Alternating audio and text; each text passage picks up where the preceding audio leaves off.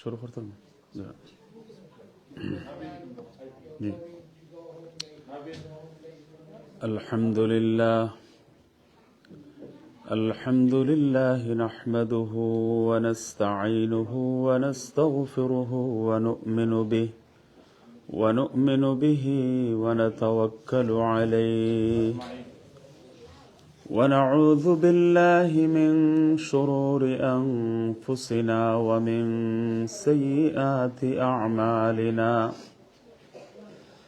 ونعوذ بالله من شرور أنفسنا ومن سيئات أعمالنا ونعوذ بالله من شرور أنفسنا ومن سيئات أعمالنا من يهده الله فلا مضل له ومن يضلل فلا هادي له ونشهد أن لا إله إلا الله ونشهد أن لا إله إلا الله وحده لا شريك له ولا نظير له ولا مثال له ولا مثيل له لا ضد له ولا ند له لا قبل له ولا بعد له ونشهد أن سيدنا وسندنا وحبيب ربنا وطبيبنا وطبيب قلوبنا ومولانا محمدا عبده ورسوله صلى الله تعالى عليه وعلى آله وأصحابه وبارك وسلم تسليما كثيرا كثيرا أما بعد فأعوذ بالله من الشيطان الرجيم بسم الله الرحمن الرحيم الحمد لله رب العالمين الرحمن الرحيم مالك يوم الدين إياك نعبد وإياك نستعين اهدنا الصراط المستقيم صراط الذين أنعمت عليهم غير المغضوب عليهم ولا الضالين آمين আমরা মুহাব্বতের সাথে দুরূদ শরীফ পড়ে নেই সাল্লাল্লাহু আলা সাইয়্যিদিনা ওয়া মাওলানা মুহাম্মদ ওয়া আলা আলিহি ওয়া আসহাবিহি ওয়া সাল্লাম সাল্লাল্লাহু আলা سيدنا ومولانا محمد وعلى آله وأصحابه وسلم صلى الله على سيدنا ومولانا محمد وعلى آله وأصحابه وسلم हज़रात मुसल्लियान किराम बिरादरान इस्लाम बुजुर्गान मुहतरम আল্লাহ রব্বুল আলমিনের অসংখ্য অগণিত শুকরিয়া। একেবারে হার্ট অফ লন্ডনে, পূর্ব লন্ডনের ওয়াপিং এলাকায় অবস্থিত নুরানি মসজিদে আমরা পবিত্র জুমআর দিন মাগরিবের পরপর আল্লাহর ঘর মসজিদে পবিত্র কোরআনুল করিমের নিয়মিত মাসিক তাফসীর মাহফিলে অংশগ্রহণ করতে পেরেছি।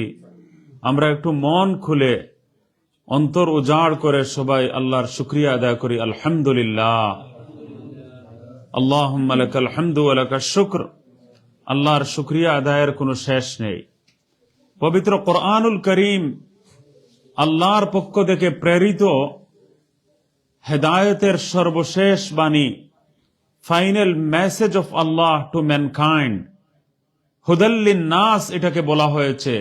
শাহরু রমাদান আল্লাযী উনজিলা ফীহিল কুরআন হুদাল লিন-নাসি ওয়া বায়্যিনাতিম মিনাল হুদা ওয়াল ফুরকান। সমগ্র মানব জাতির জন্য হেদায়েত, সমগ্র দুনিয়াবাসীর জন্য হেদায়েত, পথ নির্দেশনা, ডাইরেকশন, গাইডেন্স। আল্লাহ বলছেন সমগ্র মানব জাতির নাজাতের মাধ্যম, মুক্তির ব্যবস্থা, জীবন পথে চলার সঠিক নিয়ম এবং পদ্ধতি হলো এই কোরআন।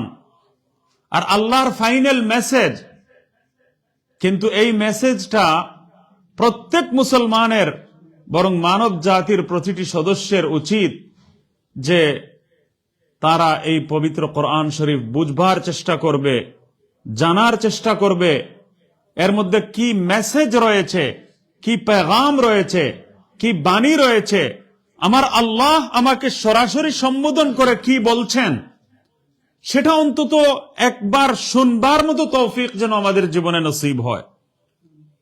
আমার কাছে যদি দুনিয়ার কোনো বাদশাহ চিঠি লেখেন, প্রধানমন্ত্রীর কাছ থেকে যদি চিঠি আসে, আর আমেরিকার প্রেসিডেন্ট সাহেব যদি কোনো চিঠি লিখে ফেলেন আমার নামে, একজন যদি না বুঝেন, তাহলে আমি ওই দিনের ভেতরে 100 জনের কাছে হলেও আমি যাব আর গিয়ে বলবো যে এটা আমাকে অ্যাড্রেস করে তিনি আমাকে কি কথা বলেছেন, আমাকে একটু অবশ্যই জানতে হবে।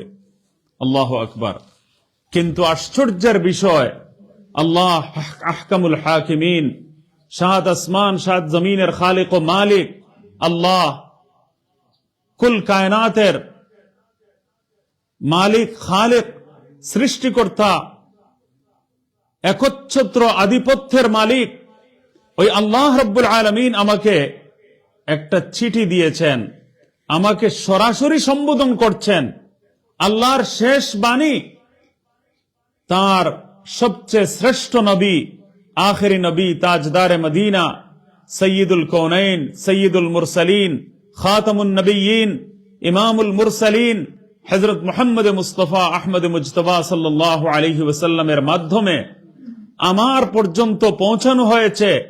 আর ১৫০০ বছর অতিবাহিত হয়ে গেলেও আল্লাহ তাআলার ফজল ও করমে আল্লাহ তাআলা এই কোরআনুল করিমের বাণী আমার পর্যন্ত আল্লাহ তাআলা পৌঁছে দিয়েছেন। উলামায়ে কেরাম, মুফাসসিরিনে কেরাম যুগে যুগে তাদের দায়িত্ব পালন করে এই কোরআনে করিমের প্রত্যেক ভাষায় তরজমা এবং তাফসীর লিপিবদ্ধ করেছেন। কিন্তু আমাদের মধ্যে কয়জনই বা আমরা আছি যে পুরো কোরআনের অর্থ এবং মর্ম আর বাণীটা অন্তত একবার বুঝবার আমরা চেষ্টা করি? এর চেয়ে বড় দুঃখের কথা, আফসোসের কথা আর কিছুই হতে পারে না। আল্লামা ইকবাল কতই না সুন্দর বলে গিয়েছেন, ওয়া জামানা থা কে হাম মুআজ্জাজ থে আমিলে কুরআন হোকর और अब हम जलील खार हो गए तारिके कुरआन होकर।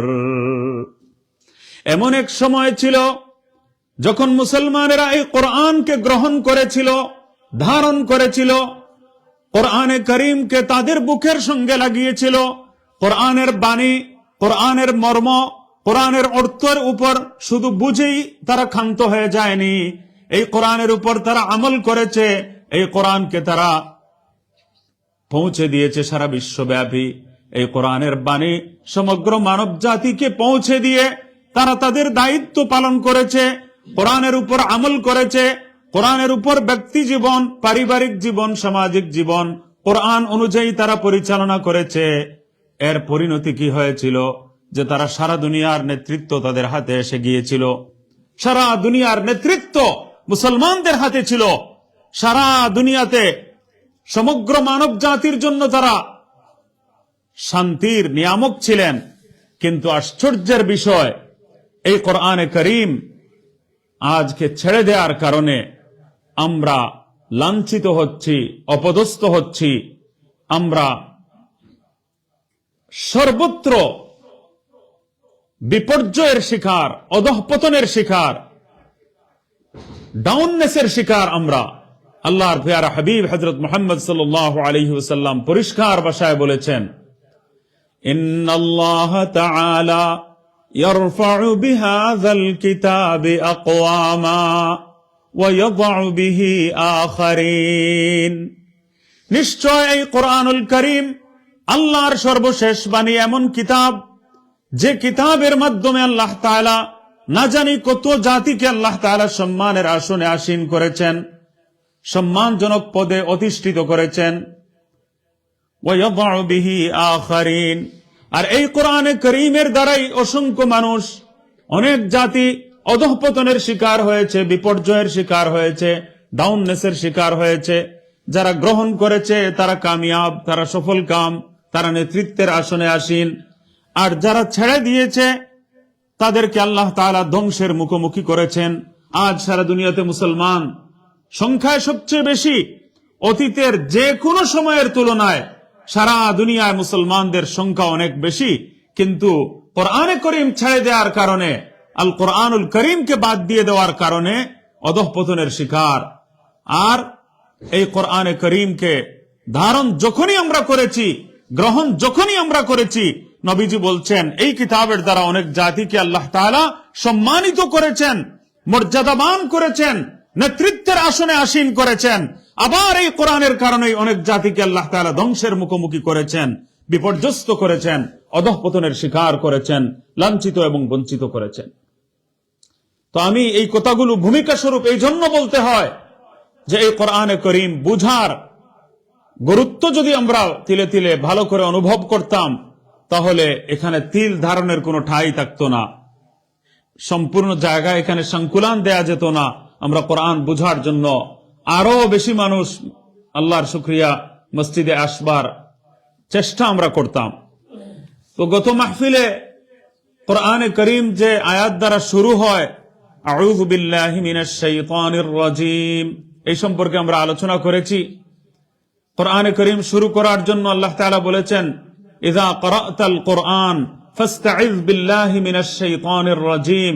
হে নবী, আপনি যখন কোরআন পড়বেন তখন আপনি আউযু বিল্লাহি মিনাশ শাইতানির রাজীম পড়বেন, আল্লাহর কাছে পানাহ চেয়ে নেবেন, আল্লাহর কাছে আশ্রয় কামনা করবেন। তো আমি বলেছিলাম যে আল্লাহ তাআলা কোরআনে করিমের শুরুতে আউযু বিল্লাহি মিনাশ শাইতানির রাজীম পড়ার নির্দেশনা দিয়েছেন।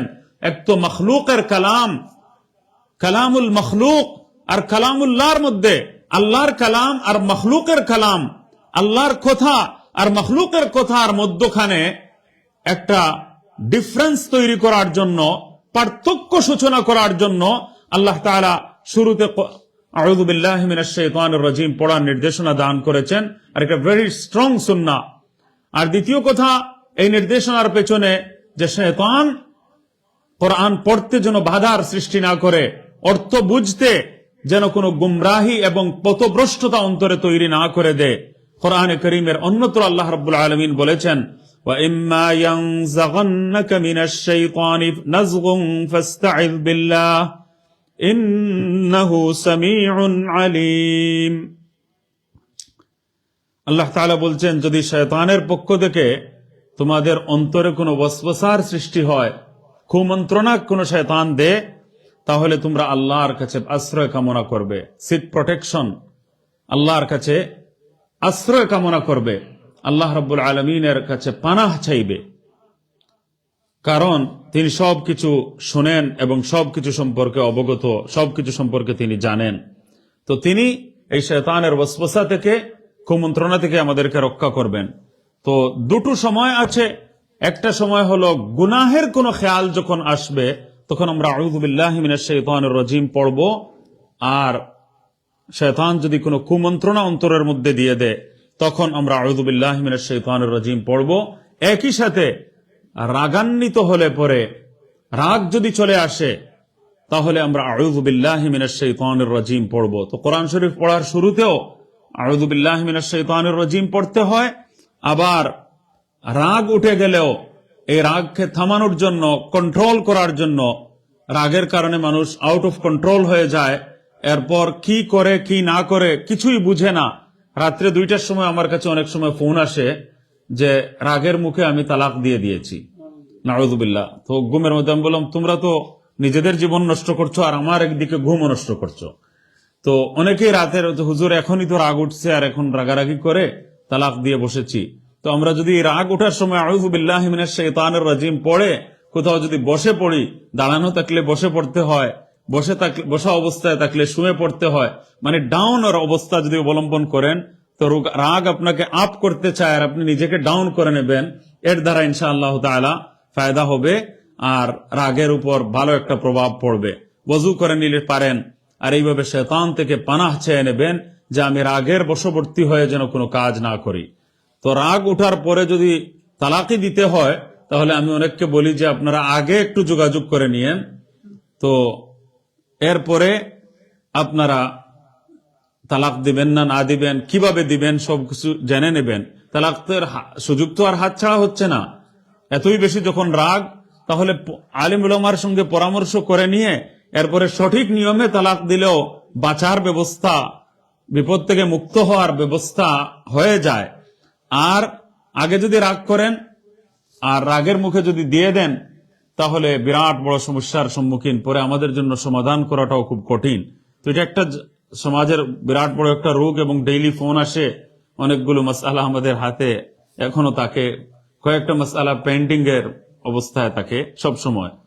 তো রাগও বেড়ে গেছে, মানুষ আউট অফ কন্ট্রোল। এই জন্য আউযু বিল্লাহি মিনাশ শাইতানির রাজিম পড়াটা আগেকার সময়ের যে কোনো সময়ের তুলনায়, অতীতের তুলনায় এখনকার যুগে অনেক বেশি জরুরি বলে আমি মনে করি। তো এটা আপনারা পড়বেন সব সময়, ইনশাআল্লাহ এর ফায়দা হবে। আর গুনাহের কোনো খেয়াল যদি আসে, তাহলে সাধারণত এটা শয়তানের পক্ষ থেকে এই ওয়াসওয়াসা হয়ে যেতে পারে। আর এই শয়তান আর নফস মানুষকে ধোঁকা দেয়। সুতরাং শয়তান থেকে পানাহ চেয়ে নিলে, আল্লাহর আশ্রয় কামনা করলে ইনশাআল্লাহ তাআলা আল্লাহ তাআলা সাহায্য করবেন। এই ছিল সারাংশ। অনেক মোটামুটি আরো বিস্তারিত আলোচনা আমরা করেছি। আর শয়তানি খেয়ালাত এবং ওয়াসওয়াসা থেকে বাঁচার জন্য আমি আরেকটি দোয়াও বলেছিলাম, রব্বি আউযু বিকা মিন হামাযাতিশ শায়াতিন ওয়া আউযু বিকা রব্বি আন ইয়াহযুরুন। এটা পড়লে ওয়াসওয়াসার রোগ দূরীভূত হয়। ওয়াসওয়াসা, কুমন্ত্রণা, এটা বর্তমান সময়ে, এমনকি সাহাবায়ে কেরামের সময়ও ছিল। আল্লাহর নবী সাল্লাল্লাহু আলাইহি ওয়াসাল্লাম হঠাৎ নামাজের মধ্যে এমন খেয়াল আসে যেটা ঈমান বিরোধী, ঈমানের উল্টো একটা ওয়াসওয়াসা চলে আসে। তো আমরা নামাজের মধ্যে তো আর অন্য কিছু পড়বো না, কিন্তু আগে পিছনে আমরা রব্বি আউযু বিকা মিন হামাযাতিশ শায়াতিন ওয়া আউযু বিকা রব্বি আন ইয়াহযুরুন আমরা যাতে পড়ি, এর দ্বারা ঈমান বিরোধী ওয়াসওয়াসা, মানুষ মনে করে আমি তো ঈমান হারা হয়ে যাচ্ছি, আল্লাহ সম্পর্কে সন্দেহ, এই জাতীয় ফিতনা বর্তমান যুগে অনেক বেশি, এবং সন্তানেরা প্রায় দেখা যায় তারা মুরতাদ হয়ে যাচ্ছে। ফতোয়ার ভয়ে তারা এটা উল্লেখ করছে না, কিন্তু স্বয়ং আমেরিকার কোন এলাকা সম্পর্কে, মুসলমানদের এক এলাকা সম্পর্কে এক আলেমে দ্বীন বললেন যে সার্ভে করে এটা পাওয়া গেছে প্রায় প্রতিটি 4টা বাচ্চার মধ্যে 3টাই ভেতরে ভেতরে তারা ঈমান হারা হয়ে যাচ্ছে। এবং এগুলো ফতোয়ার বয়ে অনেকে উল্লেখ করছে না। তাদের কাছে যখন গিয়ে আলাপ আলোচনা করা হয়েছে, সার্ভে করা হয়েছে, তখন তারা এই কথাগুলো তারা ভিন্ন জায়গায়, ভিন্ন প্লেসে তারা এগুলো উল্লেখ করছে। নাউযুবিল্লাহ আমরা পড়ি সবাই, নাউযুবিল্লাহি মিন যালিক। এই জন্য বর্তমান যুগে ঈমানের বিরুদ্ধে ইরতিদাদের ফিতনা, মুরতাদ হওয়ার ফিতনা, এটা একেবারে ব্যাপক রোগ আকার ধারণ করেছে। তো আমাদের বাচ্চারাও বলে, স্কুলের টিচার মহিলা, না উনি কোন ধর্মের, জিজ্ঞাসা করলে বললেন না উনি সায়েন্স বিলিভ করে। তো এটা আল্লাহ সম্পর্কে, আল্লাহ রসুল সম্পর্কে, জান্নাত জাহান্নাম সম্পর্কে খুবই বাজে কিছু ধারণা অন্তরে সৃষ্টি করে দিয়ে কিছু মানুষ ইরতিদাদের ফিতনাকে দুনিয়ার মধ্যে ছড়িয়ে দেওয়ার চেষ্টা করছে। এজন্য আমরা হেদায়েতের জন্য দোয়া করার অভ্যাসে অভ্যস্ত হব, সবাই নিজেরাও পড়বো, বাচ্চাদেরকেও শেখাবো। রব্বানা লা তুযিগ কুলুবানা বা'দা ইয হাদাইতানা ওয়া হাব লানা মিন লাদুনকা রাহমা ইন্নাকা আনতাল ওয়াহ্হাব। ربنا لا تزغ قلوبنا بعد إذ هديتنا وهب لنا من لدنك رحمة إنك أنت الوهاب। এই দোয়া আমরা নিজেরাও যেন সবসময় পড়ি, বাচ্চাদেরকেও যেন এটা শেখাই, এবং ঈমানের আলোচনা আমরা যেন কন্টিনিউ করি। ইমানের যত বেশি আলোচনা হবে ইনশাআল্লাহ তাআলা এই ইমান তত বেশি পাকাপুক্ত হবে। আল্লাহর কুদরতের আলোচনা, আল্লাহর মহব্বতের আলোচনা, আল্লাহর অসংখ্য অগণিত নিয়ামতের আলোচনা আমরা যত বেশি করব, ইমান সংক্রান্ত আলোচনা যত বেশি হবে ইনশাআল্লাহ তাআলা এসব ওয়াসওয়াসা দূর হবে। এগুলো শয়তানের পক্ষ থেকে এগুলো আসে।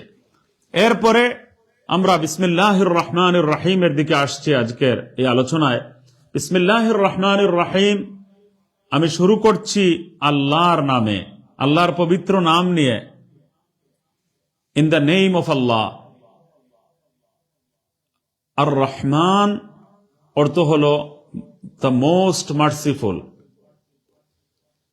আর আর রাহিম এটার অর্থ মোস্ট মার্সিফুল বা ভেরি মার্সিফুল, উভয়টা হতে পারে।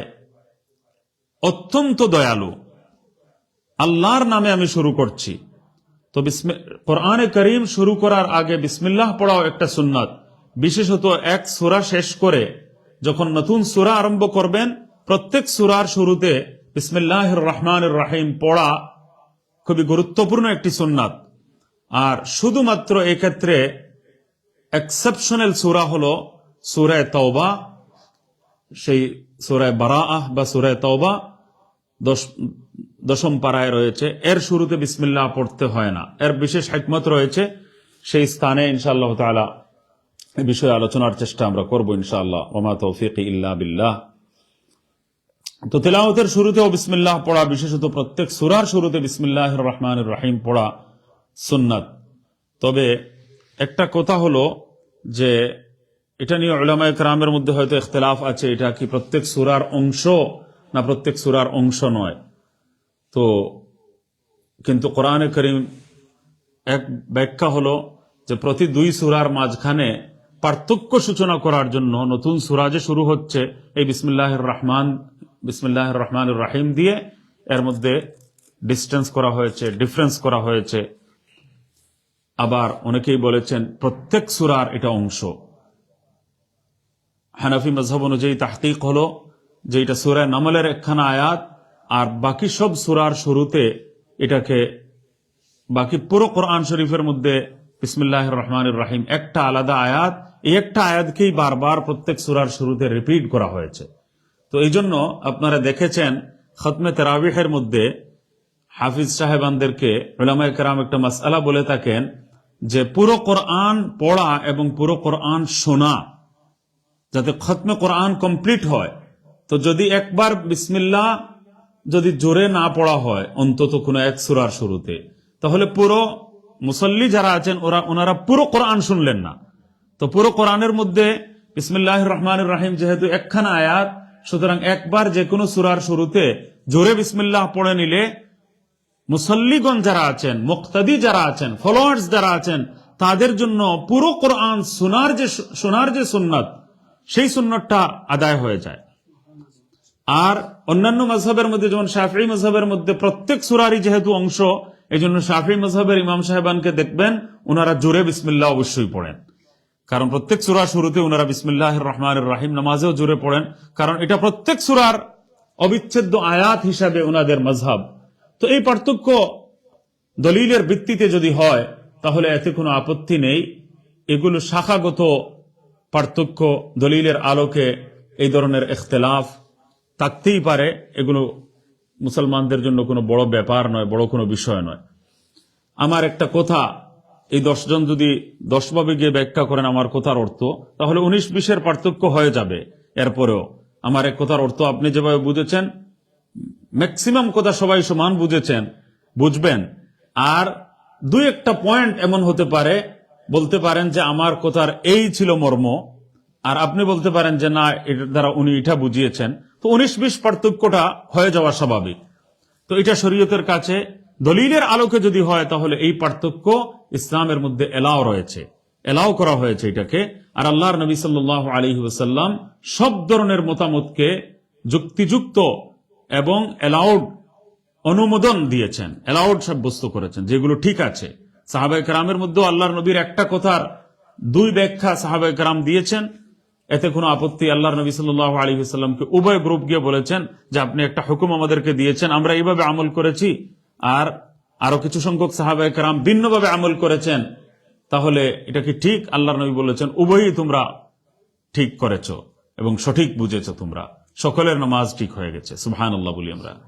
তো এর দ্বারা বোঝা গেল যে মুজতাহিদ যদি হন ইমাম, ইজতেহাদের যোগ্যতায় বলিয়ান যদি কিছু মানুষ হন, আর দলিলের আলোকে যদি ডিফারেন্স থাকে মতামতের মধ্যে, দুই ভিন্ন মত থাকে দুই আলিমে দ্বীনের মধ্যে, আর উভয়টা যদি ইজতেহাদের আলোকে হয়, দলিল ভিত্তিক হয়, তাহলে উভয়টার মধ্যে কোনো একটাকে সম্পূর্ণরূপে বাতিল বলার আদৌ অবকাশ নেই। হ্যাঁ, আপনি দলিলের আলোকে বলতে পারেন আমি যেটা বুঝেছি বা আমি যে উস্তাদকে মান্য করি, যে ইমামকে ফলো করি, তারটা হলো আমার জন্য বিশেষভাবে পালনীয়, আমলযোগ্য, কিন্তু অন্যেরটা সম্পূর্ণ বাতিল এবং সম্পূর্ণ ভুল, এমন কথা আমরা আখ্যায়িত করতে পারবো না।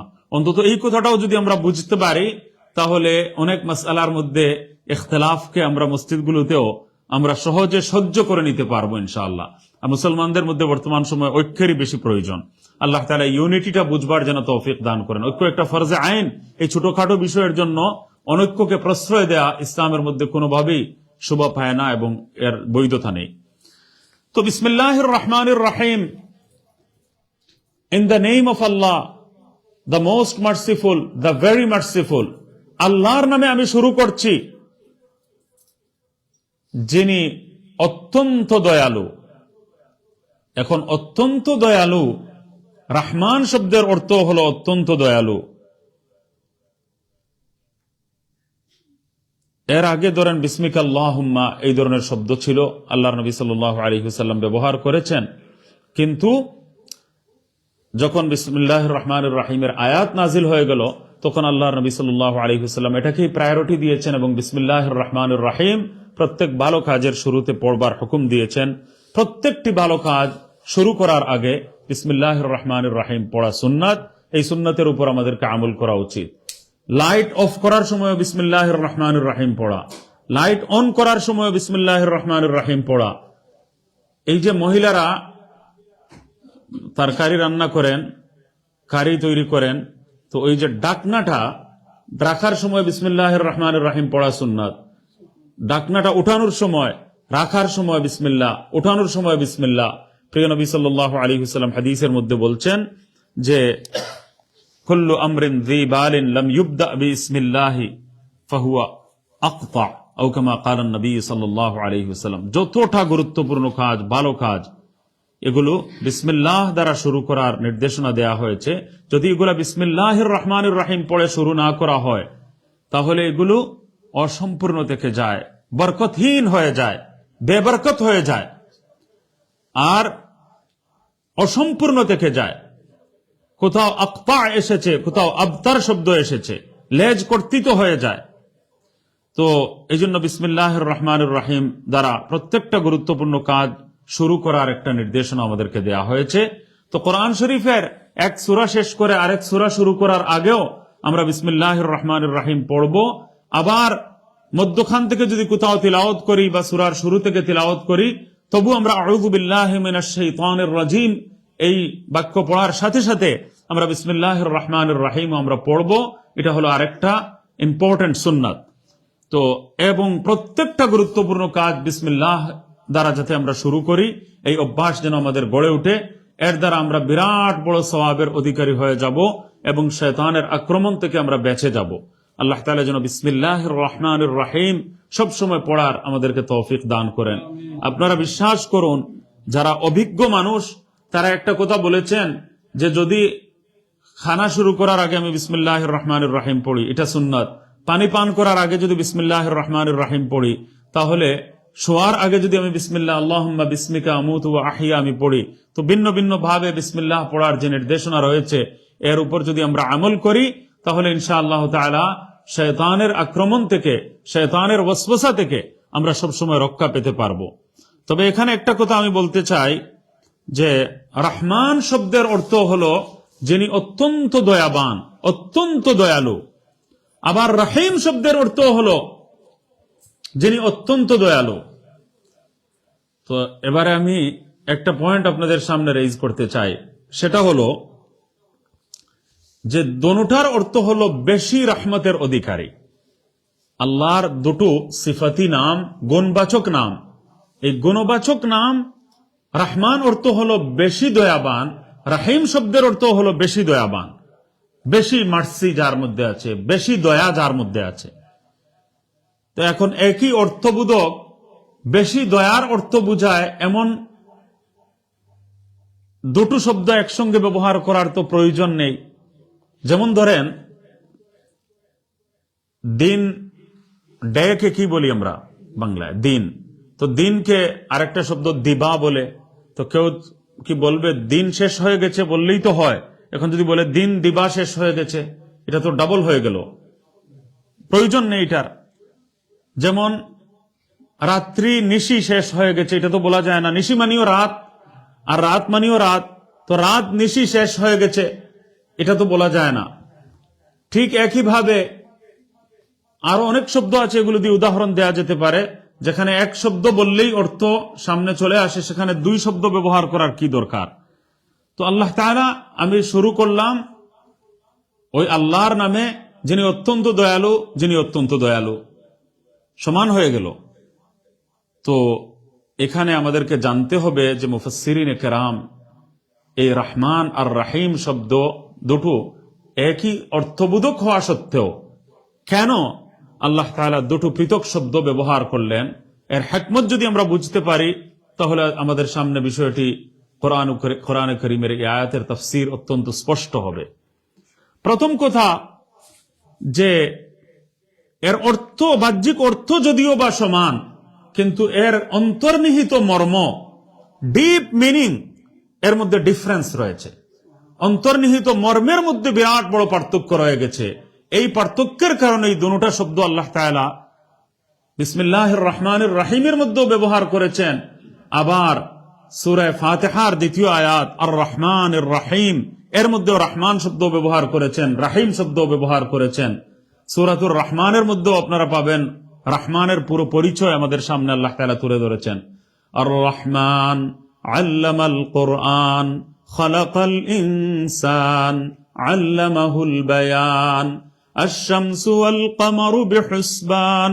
এইভাবে আল্লাহ রাব্বুল আলামিন পুরো সূরা রহমানের মধ্যে রহমান শব্দের পরিচয় দিয়েছেন, যে রহমানকে, আর রহমান, রহমানকে, আল্লামাল কোরআন, রহমান হলেন তিনি, কোরআন শিক্ষা দিয়েছেন যিনি, আল্লামাল কোরআন, মানব, খালাকাল ইনসান, মানুষ সৃষ্টি করেছেন যিনি, রহমান হলেন তিনি, কোরআন শিক্ষা দিয়েছেন যিনি, মানুষ সৃষ্টি করেছেন যিনি, চাঁদ সূর্য যিনি তৈরি করেছেন, নদী নালা পর্বত তৈরি করেছেন, আকাশ তৈরি করেছেন। পুরো আর রহমানের মধ্যে আল্লাহ রাব্বুল আলামিন রহমানের ব্যাখ্যা পেশ করেছেন। রহমানের অর্থের গভীরতা, ব্যাপকতা আল্লাহ তাআলা তুলে ধরেছেন রহমানকে। সুবহানাল্লাহিল আযীম। তারা এই প্রশ্ন উত্থাপন করেছিল, তারা আল্লাহকে রহমান বলতো না, তো রহমান আবার কে? কাফিরেরা এই প্রশ্ন উত্থাপন করেছিল। আল্লাহ রাব্বুল আলামিন পুরো সূরাতুর রহমান নাজিল করেছেন। তো পুরো রহমানের মধ্যে আপনি দেখবেন চন্দ্র সূর্য সৃষ্টিকারী যিনি, মানুষ সৃষ্টিকারী যিনি, কোরআন শিক্ষা দানকারী যিনি, এইভাবে মারাজাল বাহরাইনি ইয়ালতাকিয়ান বাইনাহুমা বারযাখুল লা ইয়াবগিয়ান, এই সবগুলো পার্থক্য আল্লাহ রাব্বুল আলামিন আমাদের সামনে তুলে ধরেছেন, বরং রহমান শব্দের অর্থ আমাদের সামনে সুন্দরভাবে উপস্থাপন করেছেন। আমরা সবাই বলি সুবহানাল্লাহ। কিন্তু অন্তর্নিহিত মর্মের মধ্যে বিরাট বড় পার্থক্য রয়েছে, আকাশ পাতাল তফাত রয়েছে। যেমন মুফাসসিরিন ইকরাম বলছেন যে বেকারী, বেশি দয়ার অধিকারী যে সত্তা, তাকে রহমান বলা হয়।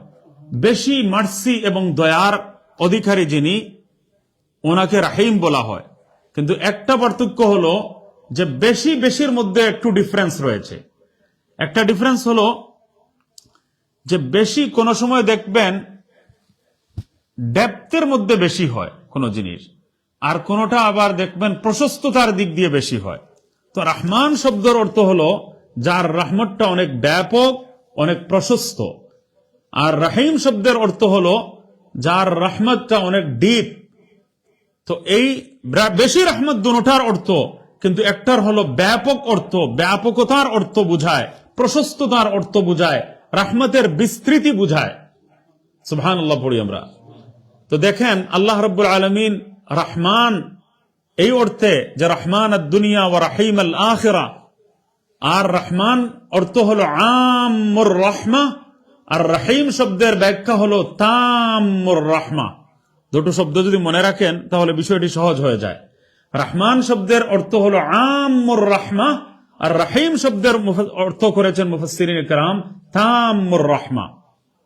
তো প্রথম পার্থক্য হলো যে রহমান, যার রহমত ব্যাপক, আল্লাহ রাব্বুল আলামিন এমন রহমতের অধিকারী, এমন দয়াবান, এমন মার্সিফুল যে তিনি দোস্তকেও খাওয়ান, দুশ্মনকেও খাওয়ান। যে মান্যকারী, যে আল্লাহকে বিশ্বাস করে, যে বিলিভার, তাকেও আল্লাহ রাব্বুল আলামিন রহমত দান করেন, আর যে নন বিলিভার তাকেও আল্লাহ রাব্বুল আলামিন রহমত দান করেন। সুবহানাল্লাহ। তার রহমত মানুষ হোক, অন্যান্য জাতি হোক, অন্যান্য মখলুক হোক, সকল মখলুক পর্যন্ত এটা ব্যাপক। আল্লাহু আকবার। যখন বৃষ্টি হয় তখন কি শুধু নেককারদের বাড়িতেই বৃষ্টি হয়, না সকলের বাড়িতেই বৃষ্টি হয়? আল্লাহ তাআলা মুসলমানদেরকেও বৃষ্টির নিয়ামত দ্বারা ধন্য করেন। যে তাকে মানে না, যে শিরকের গুনাহের মধ্যে লিপ্ত, তাকেও আল্লাহ রাব্বুল আলামিন বৃষ্টির নিয়ামত দ্বারা ধন্য করেন। সারা দুনিয়ার মধ্যে কিছু অংশের উপর বৃষ্টি হয়, আবার কাছাকাছি কিছু অংশ আল্লাহ তাআলা বাদ দিয়ে দেন, এমন হয় না। পুরো পাহাড়ের উপর বৃষ্টি হচ্ছে, পুরো জমিনের উপর বৃষ্টি হচ্ছে। যেখানেই বৃষ্টি হচ্ছে সবাই সমানভাবে এর দ্বারা উপকৃত হচ্ছে। আল্লাহ তাআলা দোস্তকেও খাওয়াচ্ছেন, দুশ্মনকেও খাওয়াচ্ছেন, মানুষকেও খাওয়াচ্ছেন, অন্যান্য মখলুককেও আল্লাহ রাব্বুল আলামিন দান করছেন। আর আল্লাহ তাআলার বৃষ্টি ব্যাপক। সূর্য যখন উদিত হয় তখন দেখবেন সারা বিশ্ববাসীর জন্য এই সূর্যের আলো উপকারী। ফল ফসলগুলো কাঁচা ছিল, এগুলোর মধ্যে মিষ্টি সূর্যের আলো থেকে আসছে, চন্দ্রের আলো থেকে আসছে। এগুলো কাঁচা ছিল, এগুলো পাকা হচ্ছে এই সূর্যের আলোর মাধ্যমে। এটা শুধু ফরমাবরদার যারা, বাধ্য যারা, তাদেরকেই আল্লাহ তাআলা দিচ্ছেন এমন নয়, যারা নাফরমান আল্লাহ তাআলা তাদেরকেও দান করছেন। সবাই বলে সুবহানাল্লাহ। তো আল্লাহ হলেন রহমান। তো এই একটা পার্থক্য যে আল্লাহ তাআলা সবাইকে দান করেন, ব্যাপকভাবে দান করেন। আল্লাহর রহমত অনেক বিস্তৃত, অনেক ব্যাপক, অনেক প্রশস্ত। আর রহিম শব্দের অর্থ হলো আল্লাহ তাআলার রহমত অনেক পরিপূর্ণ। তো পরিপূর্ণতার দিক দিয়ে বেশি হওয়ার অর্থ বুঝায় রহিম, আর ব্যাপকতার অর্থ দিয়ে বুঝায় আল্লাহ তাআলা বুঝান, ব্যাপকতার অর্থ বুঝান রহমান শব্দ দ্বারা। সুবহানাল্লাহিল আযীম। তো এই জন্য আরেকটা শব্দ আরবিতে রয়েছে রহমান দুনিয়া ওয়া রহিম আল আখিরা। অর্থাৎ দুনিয়ার জীবনে আপনি দেখবেন আল্লাহর রহমত ব্যাপক। আল্লাহ ইমানদারদেরকেও দান করছেন, ইমানদার যারা তাদেরকেও আল্লাহ রাব্বুল আলামিন দান করছেন, আর যারা বেঈমান তাদেরকেও আল্লাহ তাআলা রহমত দ্বারা ধন্য করছেন। আর আপন পর সবাই উপকৃত হচ্ছে, জীব জন্তু সবাই উপকৃত হচ্ছে আল্লাহর রহমত দ্বারা। কিন্তু আখিরাতে যাওয়ার পর আল্লাহর রহমত কারা পাবেন? মুমিনরা পাবেন। আর তখনকার রহমতটা এটা ইনকমপ্লিট থাকবে না, এটা কমপ্লিট নিয়ামত হয়ে যাবে। সুবহানাল্লাহ। তো রহিম শব্দটা আখিরাতের জন্য বিশেষভাবে প্রযোজ্য, যে ওইটা কমপ্লিট রহমত হবে। কারণ দুনিয়ার সবগুলো নিয়ামতের মধ্যে একটা না একটা মিসিং আছে, কমতি আছে, একটা না একটা উইকনেস আছে, দুর্বলতা আছে, সামান্য না হলেও একটু কমতি আছে। ফর এক্সাম্পল, বৃষ্টি অনেক বড় নিয়ামত, কিন্তু দেখবেন কত জায়গায় পানি জমা হয়ে গেছে, ড্রেন গুলো দিয়ে পানি যাচ্ছে না। এখন গাড়ি যাওয়ার সময় ইংল্যান্ডের মতো জায়গায় কোথাও কোথাও পানি এত বেশি জমা হয়েছে, গাড়ি একেবারে পানির নিচে চলে যায়, এমন অবস্থা। আর আমাদের দেশে হলে তো পুরো গাড়ি সাঁতরিয়ে যাচ্ছে, এমন অবস্থা, সাঁতার কাটছে মনে হয় গাড়িগুলো। এরপর দেখা যায় বৃষ্টি হয়েছে, কাচ্চি আবাদি যেগুলো হয়, কাঁচা জনবসতি, ওই পুরো জনবসতির মধ্যে কতগুলো ঘর ভেঙে গেছে। অনেক দোয়া করে মোনাজাত করে বৃষ্টির নিয়ে আসলেন, এখন দেখা যায় কত কাঁচা ঘর ভেঙে গেছে, বিভিন্ন এলাকায় গাছ ভেঙে গেছে, বিভিন্ন এলাকায় বড় ধরনের সমস্যার সৃষ্টি হয়ে গেছে। তো এই নিয়ামতের সাথে সাথে একটা কষ্ট আছে। তো দুনিয়ার বড় একটা মোবাইল কত বড় নিয়ামত। আপনি হোয়াটসঅ্যাপ দিয়ে বাংলাদেশে কি মাছ শিকার আজকে করা হয়েছে আর কি রান্না করা হয়েছে, ওইটাও আপনি দেখতে পাচ্ছেন। আর এইখানেও যদি কিছু একটা পেয়ে যান, যে আমরা নাগামরিচ এটা এখানে এখানে আমরা ইয়ে করছি, এটা বাংলাদেশে দেখাচ্ছেন আপনি আবার। তো এটা বড় নিয়ামত, কিন্তু মাস পূর্ণ হওয়ার পর যে বিরাট বড় বিল নিয়ে আসে মোবাইল, এটা কিন্তু বিরাট বড় একটা পেইনফুল অনেকের জন্য। তো প্রত্যেক নিয়ামতের মধ্যে একটা কষ্ট আছে। যতগুলো নিয়ামত দুনিয়ার মধ্যে আছে, আল্লাহর রহমত আছে, এর মধ্যে একটা কষ্টের দিক আছে, দুর্বলতার দিক আছে। আখিরাতের নিয়ামত গুলো হলো এর মধ্যে কষ্টের কোনো দিক নেই, পরিপূর্ণ। এগুলো হবে কমপ্লিট, ইনকমপ্লিট কোনো নিয়ামত হবে না। নিয়ামতুল আখিরা, আখিরাতের নিয়ামত 100% কমপ্লিট, এর মধ্যে ইনকমপ্লিট কোনো কিছু নেই। সুবহানাল্লাহ। এখানে কষ্ট আর কষ্ট নেই, ঘুমও আসবে না। এখানে মানুষ যৌন চাহিদা পূরণ করে, কিন্তু এরপরেও জায়েজ এবং বৈধ পদ্ধতিতেও যদি কেউ, আমাদের উস্তাজগণ উদাহরণ দিয়ে বুঝাতে চেয়েছিলেন, এরপরে তো মানুষ ক্লান্ত হয়ে পড়ে, মানুষ তো একেবারে তার রেস্ট নিতে হয়। কিন্তু সুবহানাল্লাহ, আখিরাতের মধ্যে কোন নিয়ামতের মধ্যে কোনো কমতি হবে না, কোন নিয়ামতের মধ্যে কোনো নকশ হবে না, কোন নিয়ামতের মধ্যে কোনো ইনকমপ্লিট কিছু থাকবে না, অসম্পূর্ণতা থাকবে না, কষ্টের কোনো দিক থাকবে না, উইকনেস বলতে কোনো জিনিস থাকবে না। সেখানে ঘুমও আপনাকে কষ্ট দেবে না। এখানে ঠান্ডা বেশি হয়ে গেলে মনে চায় গরম চলে আসুক, গরম বেশি হয়ে গেলে মনে চায় ঠান্ডা একটু চলে আসুক। আল্লাহু আকবার। তো ওইখানে যাওয়ার পর দেখা যাবে যে না ঠান্ডা না গরম। সুবহানাল্লাহ। ফজরের পরের যে ওয়েদার জান্নাতে, ওই ধরনের একটা ওয়েদার হবে। ওইটাকে রোদের কষ্ট মানুষ অনুভব করবে না, রাতের অন্ধকারের কষ্ট মানুষ অনুভব করবে না। সুবহানাল্লাহ। আরামই আরাম। কোন একটা নিয়ামতের মধ্যে কোনো দুর্বলতা নেই, কোনো কমতি নেই, কোনো উইকনেস নেই, ইনকমপ্লিট কিছু নেই। এই যে পরিপূর্ণ নিয়ামত আল্লাহ তাআলা দান করবেন, সেটা হলো আখিরাতে। সেটাও বেশি রহমতের অর্থ বুঝায়, রাহিম শব্দ বেশি রহমতের অর্থ বুঝায়, বেশি দয়ার অর্থ বুঝায়।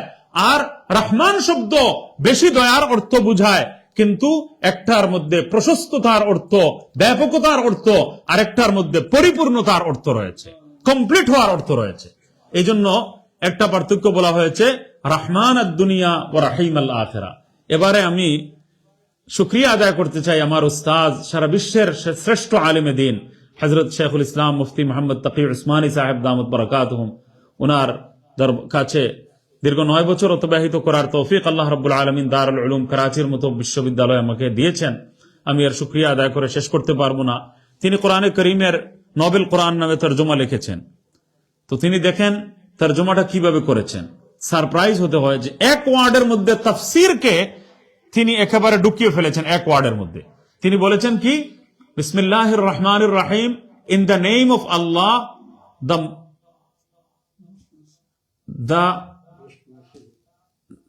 the most merciful, না একটা অর্থ তিনি করেছেন in the name of Allah, the মানে এভরি ওয়ান যেটাকে পায়।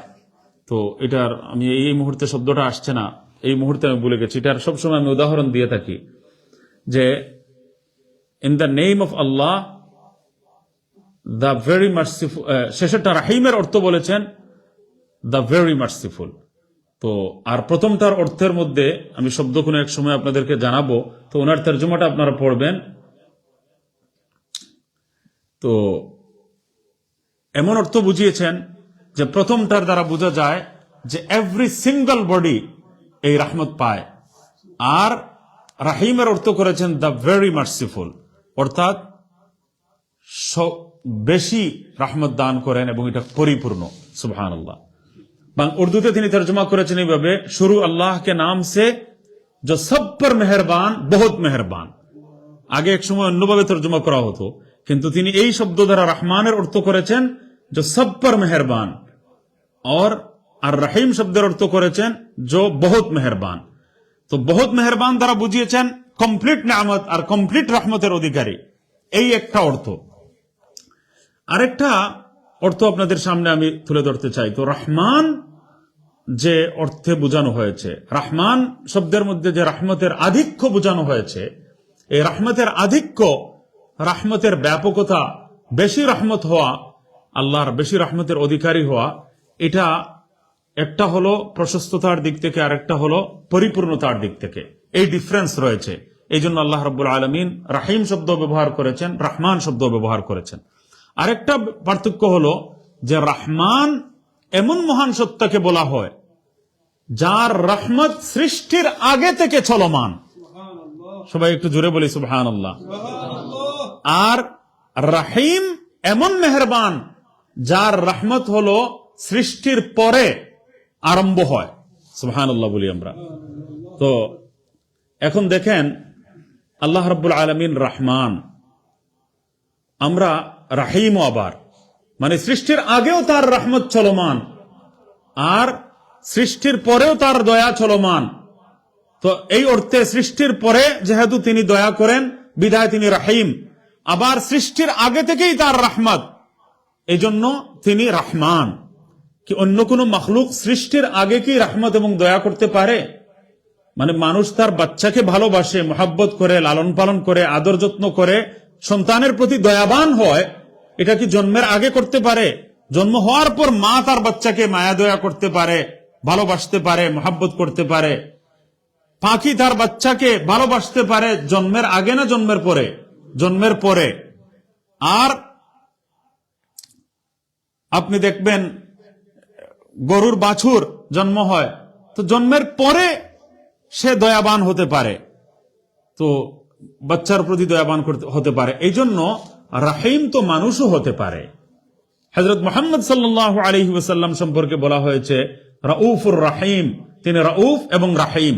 তো বোঝা গেল রাহিম শব্দটি মানুষের ক্ষেত্রে রূপক অর্থে বা সীমাবদ্ধ অর্থে এর ব্যবহার জায়েজ রয়েছে, কারণ রহমান এমন এক দয়াবানকে বলা হয় যে দয়াবান সৃষ্টির আগে থেকেই। তো এখন আপনারা বলবেন যে আমাদের সৃষ্টির আগে আল্লাহ কিভাবে আমাদের উপর দয়াবান হয়েছেন? তো আমাদেরকে সৃষ্টি করার আগেই আল্লাহ তাআলা ফেরেশতাদেরকে বলে দিয়েছেন, অবগত করেছেন যে আমি সকল সৃষ্টির শ্রেষ্ঠ এক জাতি আমি তৈরি করব।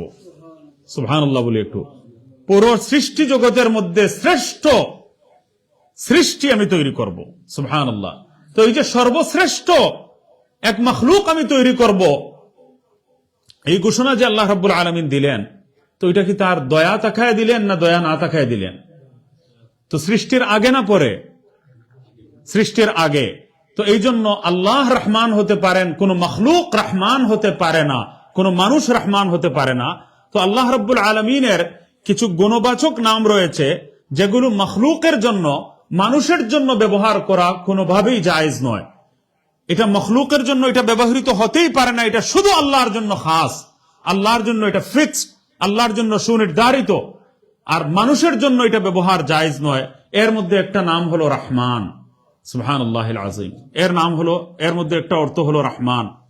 তো আল্লাহ রাব্বুল আলামিন রহমান আবার রাহিমও, কিন্তু মানুষ রাহিম হতে পারে, রহমান কখনো হতে পারে না। এই জন্য উলামায়ে কেরাম কিছু নাম আল্লাহ তাআলার এমন উল্লেখ করেছেন এবং ব্যাখ্যা দিয়ে বলেছেন যে আল্লাহ তাআলার গুণবাচক নামসমূহের মধ্যে এক প্রকারের নাম এমন রয়েছে যেসব নাম মখলুকের জন্য ব্যবহার করা, সৃষ্টির জন্য ব্যবহার করা, মানুষের জন্য ব্যবহার করা জায়েজ নয়। এর মধ্যে একটা হলো যেমন রব, প্রতিপালনকারী, মানুষের মতো লালন পালনকারী নয়। আল্লাহ তাআলা ওই সৃষ্টির আগে থেকে লালন পালন করে আসছেন। আবার মায়ের পেটে থাকাকালীন অবস্থায় কুদরতি পাইপলাইন সৃষ্টি করে দিয়ে লিকুইড খাবারের ব্যবস্থা করে দিচ্ছেন, যাতে নাপাক রক্তটা, এই জবান, যে জবান আল্লাহর নাম উচ্চারণ করবে, এটাকে যেন নাপাক না করে বসে। এজন্য আল্লাহ রাব্বুল আলামিন মুখের ভেতর দিয়ে এই খাবারের ব্যবস্থা করেননি, অন্য রাস্তা দিয়ে অটোমেটিক পাইপলাইন দিয়ে মায়ের পেট থেকে রক্তের মাধ্যমে মার এনার্জি বাচ্চার মধ্যে ট্রান্সফার হচ্ছিল। তো এইভাবে স্টেপ বাই স্টেপ সৃষ্টির শুরু থেকে রূহের জগতে আল্লাহ তাআলা আমাদেরকে সংরক্ষণ করে রেখেছেন, আবার মায়ের পেটে আমাদেরকে ট্রান্সফার করেছেন। আর এরপরে 3 মাসের এক একটা টার্মসের মধ্যে আল্লাহ রাব্বুল আলামিনের অপূর্ব কুদরতের অসংখ্য নিদর্শন আমরা আমাদের সৃষ্টির মধ্যে দেখতে পাই। তো জন্মের আগে, এমনকি সৃষ্টির আগে আল্লাহ রাব্বুল আলামিন আমাদের উপর দয়াবান। আর পুরো সৃষ্টি করার আগেই আল্লাহ তাআলা বলে দিয়েছেন যে আমি সর্বশ্রেষ্ঠ একটা জাতি আমি তৈরি করতে চাই, সৃষ্টি করতে চাই। এইভাবে আল্লাহর যে দয়া, যেটা এটা অনেক আগে থেকেই আছে, আর সৃষ্টির আগে থেকেই আছে। যে সত্তার দয়া সৃষ্টির আগে থেকেই চলমান, সেই সত্তাকে বলা হয় রহমান। আর সৃষ্টির পর থেকে, তৈরি করার পর থেকে তৈরি হওয়ার পর থেকে, জন্মের পর থেকে যাদের দয়া, তাদেরকে বলা হয় রাহিম। সবাই বলি সুবহানাল্লাহ। তো এবারে আমরা জানি এই কথাটা যে আমার আল্লাহ অনেক সময় দুনিয়ার জীবনে রহমত দান করেন, ক্ষমতাও দান করেন। ফেরাউনকে কতদিনের ক্ষমতা দান করেছিলেন? 400 বছর পর্যন্ত সে খোদায়ের দাবিদার হয়ে তাকে আল্লাহ তাআলা ক্ষমতা দান করেছিলেন।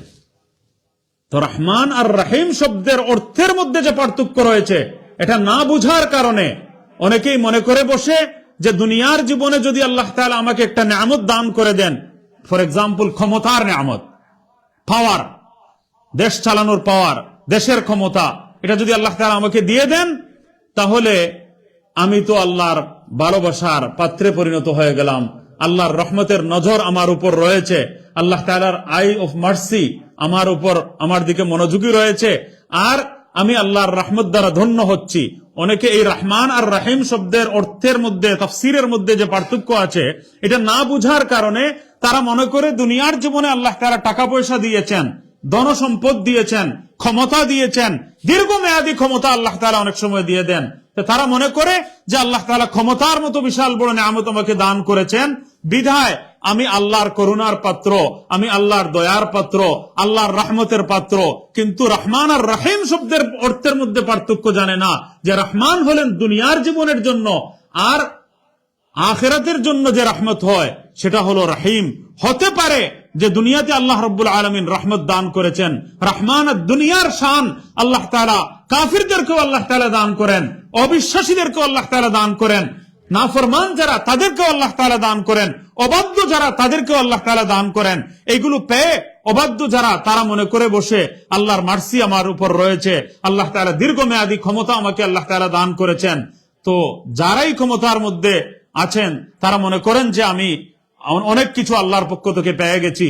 তারা এটাকে মনে করে যে আল্লাহ তাআলা আমাকে অনেক কিছু দিয়েছেন, আল্লাহ যে ছাড় দিয়েছেন, ঢিল দিয়েছেন, আর আল্লাহ তাআলা একটু সময় দিয়েছেন, পরে যে আল্লাহ তাআলা ধরবেন, এটা তারা জানে না। রহমান আর রাহিম শব্দের অর্থের মধ্যে পার্থক্য যদি বুঝতো, তাহলে তারা দুনিয়াতে একেবারে লাগামহীন, বলগাহীন তারা হয়ে যেত না, এবং তারা যা তা করতো না। তো আমরা এই কথাটাই বলবো যে দুনিয়াতে আল্লাহর রহমত থাকে, কিন্তু আখিরাতের জন্য আল্লাহ তার রহিম শান নিয়ে আমাদের উপর অবতীর্ণ নাও হতে পারেন। তার রহমত আখিরাতের কমপ্লিট নিয়ামতগুলো আমাদের জন্য বরাদ্দ নাও করতে দিতে পারেন, আর শুধু দুনিয়ার জীবনে রহমত দিয়ে দিতে পারেন। এর দ্বারা যদি কেউ দুঃখগ্রস্ত হয়ে যায়, এর দ্বারা যদি কেউ প্রতারণার শিকার হয়ে যায়, ভুল বুঝাবুঝির শিকার হয়ে যায়, মিসআন্ডারস্ট্যান্ডিং তৈরি হয়ে যায়, তাহলে এর চেয়ে বড় দুঃখজনক কথা আর কিছু হতে পারে না। আমরা রিসেন্টলি, অতীতে বর্তমানে সব সময় আমরা এটা দেখেছি, বারবার আমরা এটা অবলোকন করেছি, এবং ইতিহাস সাক্ষী যে আল্লাহ তাআলা দুনিয়ার জীবনে কারুনকে, ফিরআউনকে, নমরুদকে, সাদ্দাদকে অনেক ক্ষমতা দান করেছেন। তারা মনে করেছে যে আমরা সব কিছু পেয়ে গেছি, আল্লাহর মনে হয় সুদৃষ্টি আমাদের উপর রয়েছে, রহমতের নজর আমাদের রয়েছে। তারা রহমান আর রহিম শব্দের মধ্যে যে পার্থক্য, যে রহমানের শান দুনিয়ার জীবনে আল্লাহ তাআলা প্রকাশ করেছেন বলেই আল্লাহ আখিরাতে আমার জন্য রহিম শান নিয়ে আমার উপর যে সুনজর রাখবেন, এটার কোনো গ্যারান্টি নেই। সুতরাং তারা বলগাহীন হয়ে যায়, লাগামহীন হয়ে যায়, এবং সম্পূর্ণরূপে তারা মনে করে যে আমরা একেবারে সবকিছুর স্বাধীনতা আমরা পেয়ে গেছি। আজকেও যদি কেউ ক্ষমতাসীন হন, তাহলে অতীতের ইতিহাস থেকে শিক্ষা গ্রহণ করা উচিত। কেউ কারো উপর জুলুম অতীতে করলেও যেভাবে আল্লাহ পাই হিসাব নিয়েছেন এবং নেবেনও, এবং ভবিষ্যতে আল্লাহ তাআলা শাস্তি দেবেন, আজকেও যদি কেউ ক্ষমতার মসনদে বসা থাকে এবং কারো উপর যদি কোনো ন্যূনতম জুলুম করে, অত্যাচার করে, অতিরঞ্জন করে, এবং শাসন ব্যবস্থার মধ্যে যদি কোনো ধরনের ত্রুটি বিচ্যুতির শিকার হয়, তাছাড়া যদি কারো উপর জুলুম করে, সরকারি মাল যদি আত্মসাৎ করে, তাহলে জানা উচিত যে আগেকার জালেম শাসকদের প্রতিশোধ আল্লাহ তাআলা যেভাবে গ্রহণ করেছেন, তাদের থেকে যেভাবে আল্লাহ বদলা নিয়েছেন, তাদেরকে আল্লাহ তাআলা দুনিয়াতেও যেভাবে শাস্তি দিয়েছেন, আখিরাতের শাস্তিও তাদের জন্য অপেক্ষমান রয়েছে। আজকেও যদি কেউ অতিরঞ্জন করেন, বাড়াবাড়ি করেন, কোন ধরনের ক্ষমতার অপব্যবহার করেন, তাহলে আল্লাহ রাব্বুল আলামিন এই দুনিয়ার জীবনে রহমান কিছুদিনের জন্য হয়ে গেলেও পরবর্তীতে আখিরাতের জন্য আল্লাহ তাআলার রহিম সিফাত আমাদের প্রতি মনোযোগী হবে না, রাহিম সিফতের পাত্রে আমরা পরিণত হব না, রাহিমের শান আমাদের উপর প্রকাশ পাবে না, বরং সেদিন আল্লাহ রাব্বুল আলামিন পাই পাই হিসাব করবেন এবং দুনিয়ার জীবনেও জুলুমের শাস্তি অবধারিত রয়েছে। আল্লাহ তাআলা যেন বুঝবার আমলের জন্য আমাদেরকে তৌফিক দান করেন। তো এই রহমান এবং রাহিম শব্দের মধ্যে অনেক তফাৎ, অনেক পার্থক্য, আরো অনেক আলোচনা বিদ্যমান রয়েছে। আরেকটা কথা, যেমন গফফার শব্দ রয়েছে, সত্তার শব্দ রয়েছে, রহমান শব্দ রয়েছে, এগুলো মখলুকের জন্য ব্যবহার করা জায়েজ নয়। মখলুকের জন্য আমরা অনেক সময় বলি ওই রব সাবাই সুন্নি, আব্দুর রব বলতে হবে, রব কোন মখলুকের জন্য ব্যবহার হতে পারে না। কারণ আমি এটাই বুঝাতে চেয়েছিলাম যে রব শব্দের মধ্যে যে অর্থের গভীরতা, সেটা কোনো মখলুকের জন্য প্রযোজ্য হতেই পারে না। কোন মখলুকের উপর এই অর্থটা ফিট হতে পারে না। রবের অর্থ কোন মানুষ রব হতে পারে না, কোন মানুষ রহমান হতে পারে না। এখন অন্য ধর্মাবলম্বীরা যদি রামান বলে, তারা অনেক সময় মিস্টার রহমান বলে অনেক সময়, তো তারা তো জানে না মাসআলা, তাদের ব্যাপারটা ভিন্ন। কিন্তু আমরা রহমান সাহেব আমরা বলতে পারবো না, আমরা রব সাহেব বলতে পারবো না, আমাদের জন্য এটা নাজায়েজ, আমাদের জন্য এটা হারাম। সত্তার সাহেব আমরা বলতে পারবো না। আমাদের জন্য জরুরি হবে একজন আব্দুর রহমান হতে পারে, আতাউর রহমান হতে পারে, সে ফজলুর রহমান হতে পারে। বিভিন্ন ধরনের শব্দ ব্যবহার করা জায়েজ আছে। রহমানের দান, gift of Rahman, servant of Rahman, রহমানের দাম, কিন্তু শুধু অনলি রহমান এটা অ্যালাউড নয়, এটা জায়েজ নয় আমাদের জন্য। এজন্য কিছু নাম আছে, গফফার শব্দ, সত্তার শব্দ, this is not allowed for any মখলুক। মখলুকের জন্য এটা ব্যবহার করা জায়েজ নয়, কোন সৃষ্টির জন্য এটা ব্যবহার করা জায়েজ নয়। এগুলো থেকে যেন আমরা বিরত থাকতে পারি। আর রাহিম শব্দ যেহেতু সীমাবদ্ধ অর্থে মখলুকের জন্য এটার ব্যবহার ঠিক আছে, বিধায় এর উপর আমাদেরকে এটা রাহিম শব্দ আমরা ব্যবহার করতে পারবো, রাউফ শব্দ আমরা ব্যবহার করতে পারবো।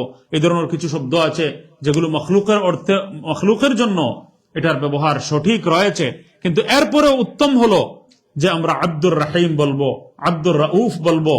এই ধরনের শব্দগুলো যেগুলো আল্লাহর সিফাতি নাম, এগুলোকে আব্দ শব্দ যোগ করে অনেককে বলতে উচিত। তো আমাকে আমার উস্তাদ মুফতি আজম পাকিস্তান হযরত মুফতি মোহাম্মদ রফি উসমানী সাহেব রহমতুল্লাহ আলী যখন লন্ডন এসেছিলেন, তখন উনি শুনলেন, অনেকেই এটা বোঝার জন্য বলছি যে হযরতকে অনেকে হয়তো আমার সম্পর্কে কিছু বলতে চেয়েছে, তো বলছে মুফতি মুনতাকিম সাহেব বলেছেন। তো হযরত পরে একটা মাহফিলে নিষেধ দিয়েছেন এবং বলেছেন যে এইভাবে বলবেন না, আপনারা আব্দুল মুনতাকিম বলবেন সাথে। কারণ অবশ্য ঠিক আছে, এই শব্দটাও মখলুকের জন্য সীমাবদ্ধ অর্থে ব্যবহার করা কোনো মতে জায়েজ হয়ে যেতে পারে, কিন্তু এরপরেও যেহেতু আল্লাহর গুণবাচক নাম আমরা ব্যবহার করছি, সুতরাং আব্দ শব্দ যোগ করে এর ব্যবহার করাটা উচিত। তো আমরা এই ব্যাপারে খুব সাবধান হব। আর এই গুনাহ একেবারে ব্যাপক হয়ে আছে, সর্বত্র সত্তার সাহেব, গফফার সাহেব, গফফার চৌধুরী, এই ধরনের শব্দ আমরা সবসময় ব্যবহার করি, কিন্তু এই শব্দগুলো মখলুকের জন্য প্রযোজ্য নয়। গফফার শব্দের অর্থ কি? অনেক বেশি ক্ষমাশীল, মানে অনেক অনেক বেশি ক্ষমাশীল, এটার বিরাট বড় অর্থ রয়েছে। এই ধরনের ক্ষমাশীল কোন মখলুক হতেই পারে না। আল্লাহু আকবার। তো এই শব্দটা শুধু আমরা আব্দুল গফফার বলবো, আমরা আব্দুস সত্তার বলবো, আমরা আব্দুর রব বলবো, আমরা আব্দুর রহমান বলবো, কিন্তু আমরা শুধু রহমান, শুধু সত্তার, আল্লাহর জন্য আমরা ব্যবহার করতে পারি, মখলুকের জন্য ব্যবহার থেকে আমরা বিরত থাকা উচিত। বাকি সব গুণবাচক নামসমূহের সঙ্গেও আব্দ শব্দ যোগ করা, যাদের নামের সাথে অলরেডি আব্দ রয়েছে, আব্দ শব্দটা ব্যবহার করার অভ্যাস থাকা উচিত। আল্লাহ তাআলা যেন আমলের তৌফিক দান করেন। আল্লাহুম্মা আমিন ইয়া রাব্বাল আলামিন। তো দেখেন কোরআনে কারীমের মধ্যে এই শব্দটা ব্যবহার হয়েছে, লাকাদ জাআকুম রাসূলুম মিন আনফুসিকুম আজিজুন আলাইহি মা আনিতুম হারিসুন আলাইকুম বিল মুমিনিনা রাউফুর রহিম। নবীর জন্য অত্যন্ত দয়ালু শব্দটি ব্যবহার হয়েছে, রাউফ শব্দটি ব্যবহার হয়েছে, এটা অর্থ ঠিক আছে। আর আরেকটা আমল আমাদেরকে করতে হবে যে প্রত্যেক আমলের শুরুতে, খাবারের শুরুতে, পানি পান করার শুরুতে আমরা বিসমিল্লাহির রহমানির রহিম পড়ার অভ্যাস। গাড়িতে বসার সময় প্রথমে বিসমিল্লাহির রহমানির রহিম, এরপর সুবহানাল্লাযী সাখখারা লানা হাযা ওয়া মা কুন্না লাহু মুকরিনিন ওয়া ইন্না ইলা রাব্বিনা লামুনকালিবুন। ওয়া ইন্নাটা লম্বা করলাম কেন? অনেকে ওয়া ইন্না ইলা রাব্বিনা, যা করেন না অনেকে লম্বা। তো ইন্না ইলা রাব্বিনা লামুনকালিবুন, সহিহ শুদ্ধ করে এগুলো পড়বেন। আর আল্লাহর নাম নিয়ে গাড়ি সফর আরম্ভ করবেন। মহিলারা যারা আছেন তারা রান্না বান্নার কাজ যখন আরম্ভ করবেন, গাড়ি চালানোর কাজ আপনি আরম্ভ করবেন। আমাদের উস্তাদ তো দরগা মাদ্রাসার সেকেন্ড মুহতামিম ছিলেন, দ্বিতীয় মুহতামিম হযরত মাওলানা আব্দুল হান্নান সাহেব রাহমাতুল্লাহ আলাইহি। তিনি পানও খুব বেশি খেতেন, কিন্তু তার অভ্যাস এটাও ছিল, যতবার পান খেতেন বলতেন এখানেও তো বিসমিল্লাহির রহমানির রহিম পড়া উচিত, আমি কিছু একটা খাচ্ছি। তো তিনি যতবার পানও খেতেন তার বিসমিল্লাহ মিস হতো না। আল্লাহ তাআলা ওনার দরজা বুলন্দ করুন, আল্লাহুম্মা আমিন। তো আমরা ছোটখাটো কোনো জিনিস খেয়ে ফেলি, একটা আঙ্গুর পেলাম, এটা খেয়ে ফেললাম, বিসমিল্লাহির রহমানির রহিম আমরা বলি না। এখন থেকে এমন একটা অভ্যাস গড়ে তুলতে হবে যে প্রত্যেকটা কাজকে বরকতময় করার জন্য, কারণ হাদিসের মধ্যে এসেছে কি, কুল্লু আমরিন যী বালিন লাম ইউবদা বিসমিল্লাহি ফাহুয়া আকতা ফাহুয়া আবতার, এটা অসম্পূর্ণ থাকে, বরকতহীন থাকে, বেবরকতি থাকে এর মধ্যে, যদি আমরা বিসমিল্লাহির রহমানির রহিম পড়ার অভ্যাস যদি আমরা না গড়ে তুলি। তো আমরা এই অভ্যাসটা যেন খুব বেশি করার চেষ্টা করি। আজকে থেকে আমরা করব, দরজা বন্ধ করার সময় বিসমিল্লাহির রহমানির রহিম, দরজা খোলার সময় বিসমিল্লাহির রহমানির রহিম, জানালা বন্ধ করার সময় বিসমিল্লাহির রহমানির রহিম, উইন্ডো খোলার সময় বিসমিল্লাহির রহমানির রহিম, লাইট অন করার সময় বিসমিল্লাহির রহমানির রহিম, লাইট অফ করার সময় বিসমিল্লাহির রহমানির রহিম, রান্নার ডাকনাটা উপরে রাখার সময় বিসমিল্লাহির রহমানির রহিম, ডাকনা উঠানোর সময় বিসমিল্লাহির রহমানির রহিম। এই অভ্যাস মহিলাদেরকে করতে হবে, ছোট বাচ্চাদের মধ্যে এই অভ্যাস গড়ে তুলতে হবে। ইন দ্য নেম অফ আল্লাহ, বিসমিল্লাহ বিসমিল্লাহ, খালি বিসমিল্লাহর একটা প্র্যাকটিস ঘরের মধ্যে হওয়া উচিত। এর দ্বারা জিন ভূতের আসরাতও দূর হবে এবং আমরা অনেক গুরু সমস্যা থেকে আমরা বেঁচে যাব। ঘরের মধ্যে খায়র ও বরকত ইনশাআল্লাহ নাজিল হওয়া আরম্ভ হয়ে যাবে। কারণ বিসমিল্লাহ না হলে বেবরকতি হয়, তাহলে এর অপোজিট অর্থ কি, বিপরীত অর্থ হলো বিসমিল্লাহ হলে বরকত হবে। এটা স্বাভাবিক একটা কথা। এখন একটা কথা আমি আপনাদের সামনে বলতে চাই যে এই যে একটা শিক্ষা আমাদেরকে দেয়া হয়েছে, খানা শুরু করার আগে বিসমিল্লাহির রহমানির রহিম, পানি পান করার আগে বিসমিল্লাহির রহমানির রহিম, প্রত্যেকটা ভালো কাজ করার আগে বিসমিল্লাহির রহমানির রহিম। আবার যদি কেউ নাউযুবিল্লাহ কোনো খারাপ কাজ করার আগে যদি বিসমিল্লাহ পড়া আরম্ভ করে, তাহলে ঈমান চলে যেতে পারে। চোর যদি চুরি করে বিসমিল্লাহির রহমানির রহিম পড়ে, তাহলে তার ঈমান চলে যেতে পারে। শরাব পান যদি নাউযুবিল্লাহ কেউ করে ফেলে যে আমি বিসমিল্লাহ, এটাও আমি বিসমিল্লাহ পড়ে করবো, নাউযুবিল্লাহ, এমন যদি বেয়াদবি গুস্তাখি কেউ করে বসে, তাহলে ঈমান হারা হয়ে যাবে সে। এক ব্যক্তি বলেছিল আমি আল্লাহর হুকুমে চুরি করছি, তো পিছন থেকে আসিয়া সে লাঠি দিয়ে ডান্ডা আরম্ভ করছে, আল্লাহর হুকুমে তোমার উপর আমিও লাঠি বর্ষণ করছি। তো এটা অন্য কোন খারাপ কাজ, গুনাহের কাজের শুরুতে বিসমিল্লাহ পড়া, এটা কুফরির কারণ হয়ে যেতে পারে। আল-ইয়াযু বিল্লাহিল আলিয়্যিল আযীম, নাউযু বিল্লাহি মিন যালিক। খারাপ কাজ থেকে আমরা আল্লাহর পানাহ চাইবো, নাউযু বিল্লাহ পড়বো আমরা। আর ভালো কাজ, প্রত্যেকটা ইম্পর্টেন্ট কাজ শুরু করার আগে আমরা বিসমিল্লাহির রহমানির রহিম পড়বো। চিঠি লেখার শুরুতেও বিসমিল্লাহির রহমানির রহিম। আবার আল্লাহর নবী সাল্লাল্লাহু আলাইহি ওয়াসাল্লাম লিখেছেন, আর না হয় অ্যাটলিস্ট পড়ে নেবেন, খুতবা শুরু, বয়ান শুরু করার আগেও বিসমিল্লাহির রহমানির রহিম এবং আলহামদুলিল্লাহ হামদ পড়া, এটা হলো একটা সুন্নাত। তো এই যে একটা আমল আমাদেরকে শিক্ষা দেওয়া হয়েছে, মোর ইম্পর্টেন্ট একটা সুন্নাত, এই সুন্নাতটা মানে 24 ঘন্টা আমরা শত শতবার বিসমিল্লাহির রহমানির রহিম পড়তে পারবো, আর এর দ্বারা অনেক সওয়াব আমরা হাসিল করতে পারবো। এর পেছনে কি রহস্য নিহিত আছে, সুবহানাল্লাহ। এই রহস্যটা যদি আমরা বুঝতে পারি, রিয়ালিটি হলো যে আল্লাহ রাব্বুল আলামিন আমাদের চিন্তা চেতনা, আমাদের থিঙ্কিং সবকিছু আল্লাহ তাআলা চেঞ্জ করে দিয়েছেন। যে এক মুমিনের জীবন আর ঈমান হারা, ঈমানবিহীন, অস্বীকারী কারো জীবনের মধ্যে আকাশ পাতাল তফাত রয়েছে, আকাশ পাতাল পার্থক্য রয়েছে দুটোটার মধ্যে। যে আল্লাহ রাব্বুল আলামিনের কুদরত, আল্লাহর হিকমত, আল্লাহর ইহসান, আল্লাহর দয়া, আল্লাহর মায়া, আল্লাহর মেহেরবানি, mercy of Allah, kindness of Allah, এই সবগুলোর স্বীকারোক্তি প্রকাশ করার শিক্ষা একেবারে রক্তে মাংসে মজ্জাগত অভ্যাসে পরিণত করার জন্য আল্লাহ রাব্বুল আলামিন এই তালিম আমাদেরকে দান করেছেন, এই লেসন আমাদেরকে দিয়েছেন যে তোমরা প্রত্যেকটা কাজ শুরু করার আগে বিসমিল্লাহির রহমানির রহিম পড়তে হবে। একটা এক্সাম্পল দিই আপনাদেরকে। পানি পান করার আগে বিসমিল্লাহির রহমানির রহিম পড়া সুন্নাত। ডান হাত দিয়ে গ্লাস ধরতে হবে, 3 শ্বাসে পানি পান করতে হবে, বসে পান করতে হবে, শুরুতে বিসমিল্লাহ, শেষে আলহামদুলিল্লাহ। তো 5-6টি সুন্নাত শুধু পানি পান করার মধ্যেই রয়েছে। এখন আমাদের জীবনে আমি আগেও আপনাদেরকে বলেছি অতীতেও যে এই 5-6টি সুন্নত কি পানি পান করার মধ্যে আমার মধ্যে আছে কিনা। কিচেনে গেলাম, গিয়েই মহিলারাও দাঁড়িয়ে পান করেন, পুরুষেরাও দাঁড়িয়ে পান করেন, এখন বাচ্চারাও যা দেখে তারাও দাঁড়িয়ে পান করে। না শুরুতে বিসমিল্লাহ, না বসে পান করার সুন্নত, সব আমাদের জীবন থেকে নাই, বেবরকতি আর বেবরকতি, নাউযুবিল্লাহ বলি আমরা। আর আজকে থেকে আমাদের এই ওয়াজগুলো শোনার মকসুদ হলো, উদ্দেশ্য হলো যাতে আমলে আমরা পরিণত করতে পারি।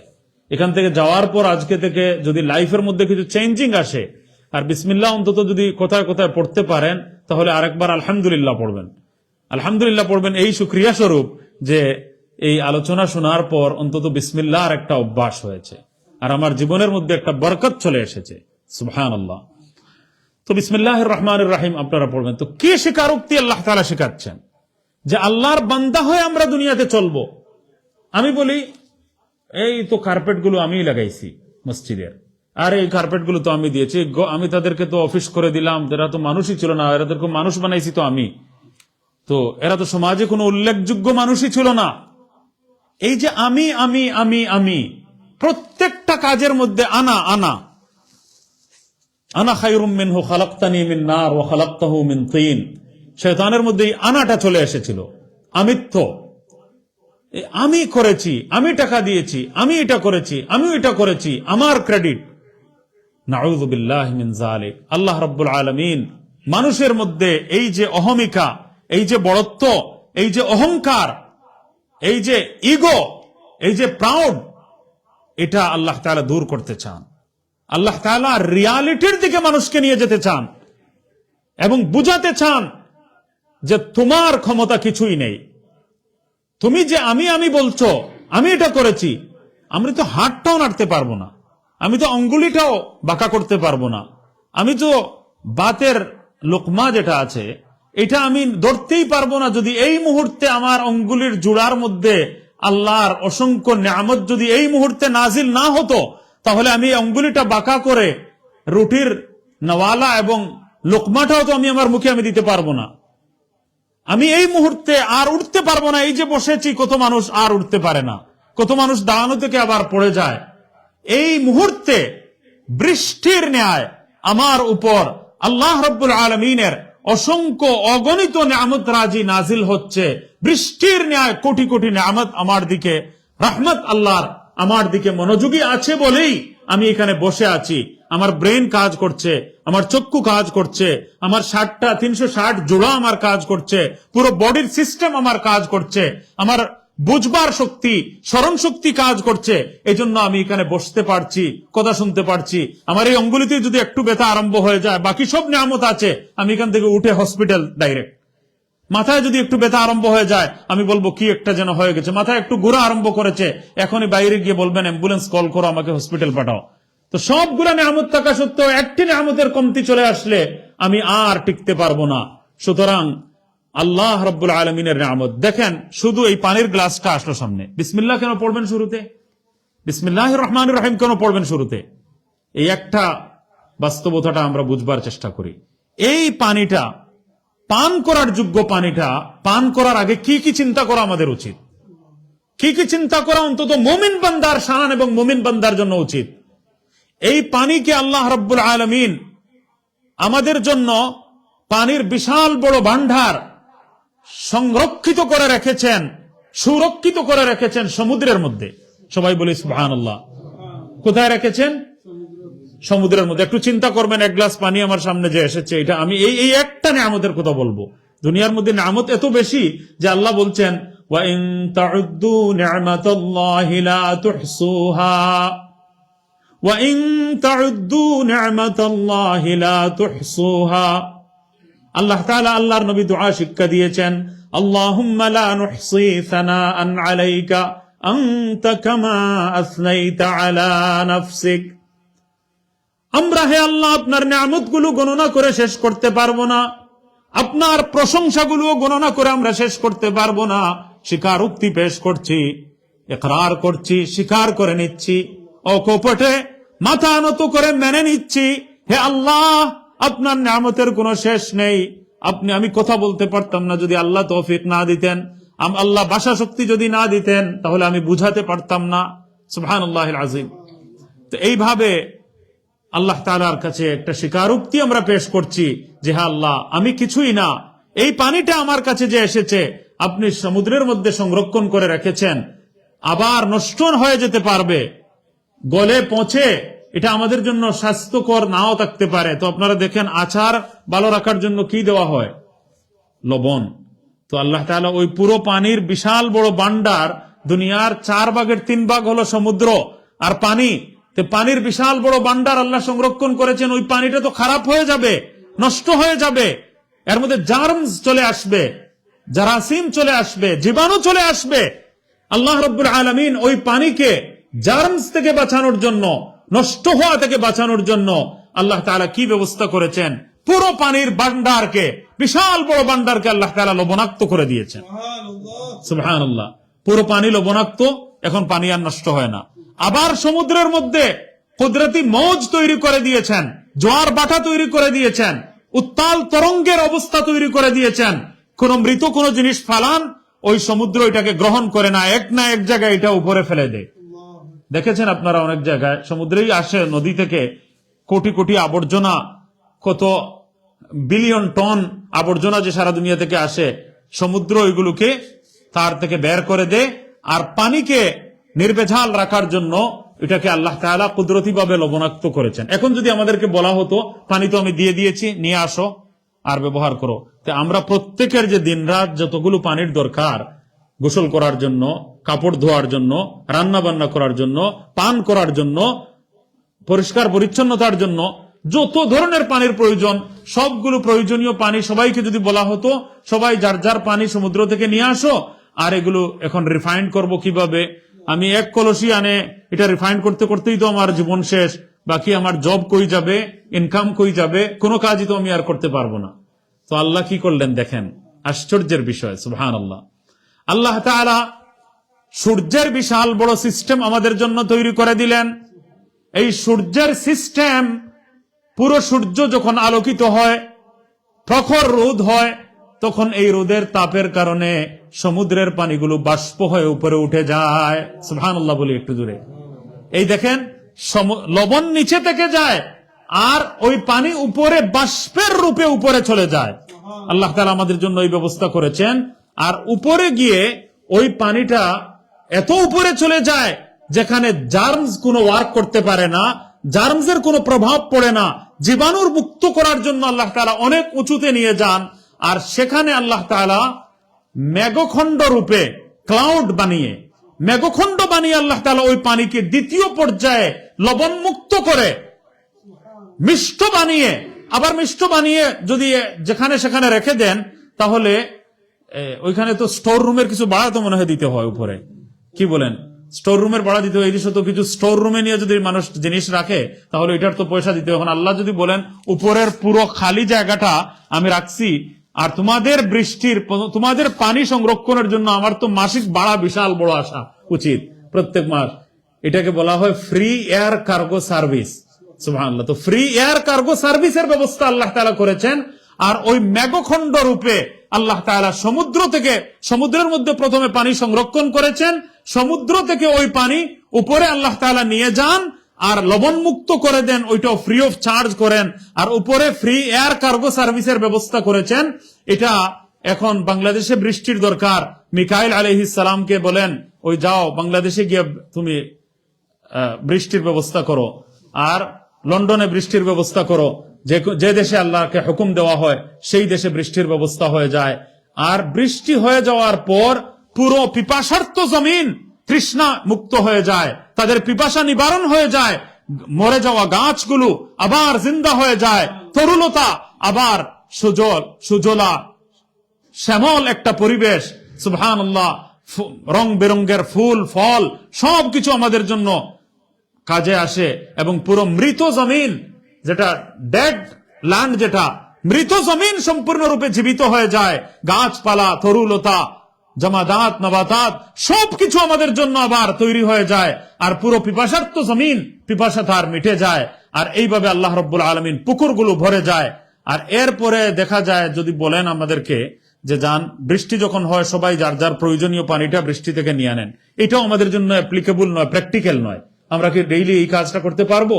এটা আমাদের জন্য অনেক কঠিন। তো আল্লাহ চাইলেন কি, আল্লাহ তাআলা আরো আশ্চর্য ব্যবস্থা করে দিলেন যে বৃষ্টি হয়ে যাওয়ার পর এক পর্যায়ে প্রয়োজন পূরণ হয়ে যায়, দ্বিতীয় পর্যায়ে আল্লাহ তাআলা বললেন যাও তোমরা পাহাড়ের উপরে গিয়ে, ওই যে মেঘখণ্ডগুলোকে হুকুম দিলেন, পাহাড়ের উপরে গিয়ে তোমরা বরফের রূপে আইস হয়ে তোমরা দুনিয়ার বড় বড় পাহাড়গুলোর উপর তোমরা একেবারে সুন্দরভাবে সেজে গুজে ওই পাহাড়গুলো দেখার জন্য টুরিস্টরা সারা দুনিয়া থেকে যায়। আল্লামা ইকবাল প্রাচ্যের মহাকবি এই হিমালয় পাহাড়ের এই দৃশ্য, যে পাহাড়গুলো তাদের মাথার উপর কিভাবে বরফের চাদর ডেকে আছে, এটাকে তিনি উল্লেখ করেছেন। এ হিমালা এ ফসিলে কিশোরে হিন্দোস্তা, এ হিমালা এ ফসিলে কিশোরে হিন্দোস্তা, চুমতা है तेरी पेशानी को झुककर आसमां। দূর থেকে এমন দৃশ্য দেখা যায়, পর্বতমালার দিকে যদি আমরা তাকিয়ে দেখি, এই পর্বতমালাগুলোর মধ্যে এমন যেন মনে হয় যে একদিকে উপরে বরফের চাদরে ঢাকা, আবার উপর থেকে মনে হয় যে আকাশগুলো ঝুঁকে ঝুঁকে তাদেরকে চুমু খাচ্ছে। সুবহানাল্লাহ বলি আমরা। চুমতা है तेरी पेशानी को झुककर आसमां, तुझ में कुछ पैदा नहीं देरी न रोजी के निशान, तू जवां है गर्दिशे शामो सहर के दरमियान। হাজার হাজার বছর থেকে ওই পাহাড় পর্বতমালাগুলো, পর্বতের শৃঙ্গগুলো কুদরতি এবং প্রাকৃতিক সৌন্দর্যের দৃশ্য আমাদেরকে উপহার দিয়ে আসছে। কোন সময়ও তার মধ্যে বার্ধক্যের ছাপ পড়ে না, মানুষ বৃদ্ধ হয়ে যায়, কিন্তু এই পাহাড়ের শ্যামল পরিবেশ, গ্রিন এনভায়রনমেন্ট কখনো শেষ হয় না। প্রত্যেক যুগের মানুষকে এই পাহাড়গুলো গ্রিন এনভায়রনমেন্ট মানুষকে উপহার দেয়, বরফের দৃশ্য, চমৎকার দৃশ্য আমাদেরকে উপহার দেয়। এজন্য যুগের কোনো ছাপ, শতাব্দীর কোনো ছাপ, বয়সের কোনো ছাপ তাদের উপর পরিলক্ষিত হয় না। আল্লামা ইকবাল বলেন, চুমতা है तेरी पेशानी को झुककर आसमां, तुझ में कुछ पैदा नहीं देरी न रोजी के निशान, तू जवा है गर्दिशे शामो सहर के दरमियान। बर्फ ने बांधी है दस्तारे फजीलत तेरे सर, बर्फ ने बांधी है दस्तारे फजीलत तेरे सर, खंदजन है जो कुला है महरे आलम ताब पर। এমন যেন মনে হয় এরা বড় শেখ হয়ে গেছে, আলিম হয়ে গেছে, বরফ এসে তাদের উপর যেন পাগড়ি বেঁধেছে। দস্তারে ফজিলত, দস্তারবন্দি মহাসম্মেলন হয় না বাংলাদেশে, পাগড়ি প্রদান অনুষ্ঠানকে দস্তারবন্দি সম্মেলন বলা হয়। মনে হয় বরফে এসে সবগুলো পাহাড়ের মাথার চূড়ায় শৃঙ্গের মধ্যে এসে যেন সুন্দর একটা পাগড়ি বেঁধেছে, আর সমান সুন্দর এই পাগড়ির দৃশ্যটা মানুষ দেখে। আল্লাহু আকবার। তো সূর্য মামা এটার দিকে তাকিয়ে আছে, তার সুবহানাল্লাহিল আযীম। তো সারা দুনিয়ার উপর একটা টুপি আর পাহাড়ের উপর এই দস্তারে ফজিলত আমরা দেখতে পাচ্ছি। এবারে আল্লাহ রাব্বুল আলামিন কি করেন, শুধু একটা পানির ব্যাপারে আমি বলছি। আল্লাহ বলছেন আমার নিয়ামত গুণে শেষ করতে পারবে না, কোটি কোটি নিয়ামত নয়, তার চেয়েও বেশি। এই সব নিয়ামত গুণে শেষ করতে পারবে না, গণনা করে শেষ করতে পারবে না। শুধু এক নিয়ামতের কথা আমি বলছি, যে সমুদ্রের মধ্যে সংরক্ষণ করেছেন, এরপর উপরে আল্লাহ তাআলা কিভাবে নিয়ে গেছেন, এরপরে বৃষ্টির সিস্টেম, এরপরে আবারও আমাদের প্রয়োজন শেষ হয়ে যায় না, ওইটাকে পাহাড়ের উপর আল্লাহ তাআলা রেখেছেন সংরক্ষণ করে। এখন ওই পাহাড়ের উপর থেকে ৭,০০০ ফুট উপরে, ১০,০০০ ফুট উপরে, যেখানে কোনো জার্মস, কোনো জীবাণু এই পানিকে নষ্ট করতে পারে না, সেখান থেকে দেখা যায় সুবহানাল্লাহ প্রবাহিত নালাগুলো আরম্ভ হয়ে যায়। নদীর একটা বিশাল বড় নেটওয়ার্ক সারা বিশ্বের মধ্যে ছড়িয়ে আছে। নদী, নালা এবং বিভিন্ন ভাবে এই পানি কোথাও আবসার বানিয়ে, কোথাও ঝর্ণা দ্বারা কোথাও ফলস হিসাবে, জলপ্রপাত হিসাবে। এই কিছুদিন আগে নায়াগ্রা ফলস আমরা দেখে এসেছি। এই যে সবচেয়ে বড় জলপ্রপাত আফ্রিকায়, তার চেয়েও বড় আরেকটা জলপ্রপাত রয়েছে। জায়গায় জায়গায় জলপ্রপাত রূপে, কোথাও নহর আকারে, কোথাও নদী নালার রূপে, কোথাও সুন্দর পানির দৃশ্য রূপে আল্লাহ রাব্বুল আলামিন সারা বিশ্বের মধ্যে অসংখ্য অগণিত নদী নালার মাধ্যমে এই পানিকে এমন ভাবে প্রবাহিত করে দিয়েছেন যে মাটির নিচে আল্লাহ তাআলা আন্ডারগ্রাউন্ড পাইপলাইন আল্লাহ তাআলা সমগ্র বিশ্বের জন্য তৈরি করে দিয়েছেন। এবং এখন এই পানি সারা বিশ্বের কোনায় কোনায়, এলাকায় এলাকায়, গুছায় গুছায়, এক একটা কর্নারে আল্লাহ তাআলা কুদরতি ভাবে অটোমেটিক আন্ডারগ্রাউন্ড কুদরতি পাইপলাইন গুলোর মাধ্যমে আল্লাহ তাআলা এই পানিকে সারা বিশ্বব্যাপী পৌঁছে দিয়েছেন। মানুষ কি করে? উপর থেকে একটু খুদাই করে মানুষ একটু নিচে চলে যায় আর ওই পানি বের হয়ে আসে। একটু খুদাই করে টিউবওয়েলের মাধ্যমে পানিটা আমাদের হাত পর্যন্ত এসে যায়। এখন আমাকে বলুন, এই যে চন্দ্র, সূর্য, বাতাস এই মেঘখণ্ডকে এক জায়গা থেকে আরেক জায়গায় নিয়ে গেল, আমি শেষ করে নিচ্ছি ইনশাআল্লাহ মাত্র 1 মিনিটের মধ্যেই। তো এই যে পানি নিয়ে গেল, এই সব ব্যবস্থাপনা আল্লাহ তাআলা কুদরতি ভাবে করলেন। এরপরে আল্লাহ তাআলা সূর্যের সিস্টেম, চন্দ্রের সিস্টেম, বাতাসের সিস্টেম, পাহাড়ের সিস্টেম, ফেজা আর খালার সিস্টেম, শূন্য আকাশপথের সিস্টেম, এই সবগুলোকে ব্যবহার করে আল্লাহ তাআলা এই পানিকে সারা বিশ্বব্যাপী পৌঁছে দিলেন কুদরতি ভাবে। আমি একটু পানি নিচ থেকে বের করে খুদাই করে আমি পানিটা নিয়ে আসলাম। আমার এই পানির গ্লাসটা আমার পর্যন্ত পৌঁছার জন্য কত কোটি কোটি মানুষ কাজ করেছে, মেহনত করেছে, পরিশ্রম করেছে, তার কোনো ইয়ত্তা নেই। যে আল্লাহ সমুদ্র থেকে আরম্ভ করে সারা দুনিয়ার কুদরতি অনেক সিস্টেমকে কাজে লাগিয়ে কতগুলো পন্থা সিস্টেম ইউজ করে, ব্যবহার করে আমাদের জন্য খাদিম বানিয়ে দিয়ে, আমাদের জন্য সেবক বানিয়ে দিয়ে, আমাদের জন্য পুরো অসংখ্য অগণিত সিস্টেমকে আল্লাহ তাআলা আমাদের জন্য সার্ভেন্ট বানিয়ে দিয়ে আমার পর্যন্ত এই 1 গ্লাস পানি আনলেন।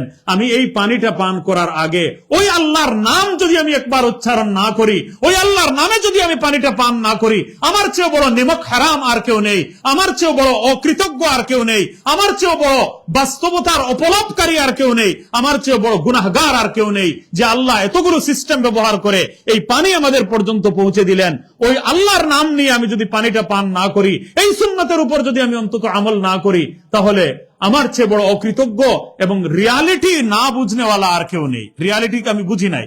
আমি এখন খানার মিসাল যদি দেই আপনাদেরকে, যে 1 লুকমার মধ্যে সারা বিশ্বের খেদমত কি পরিমাণ সামিল, এটা পানির উদাহরণ আপনাদের সামনে দিয়েছি।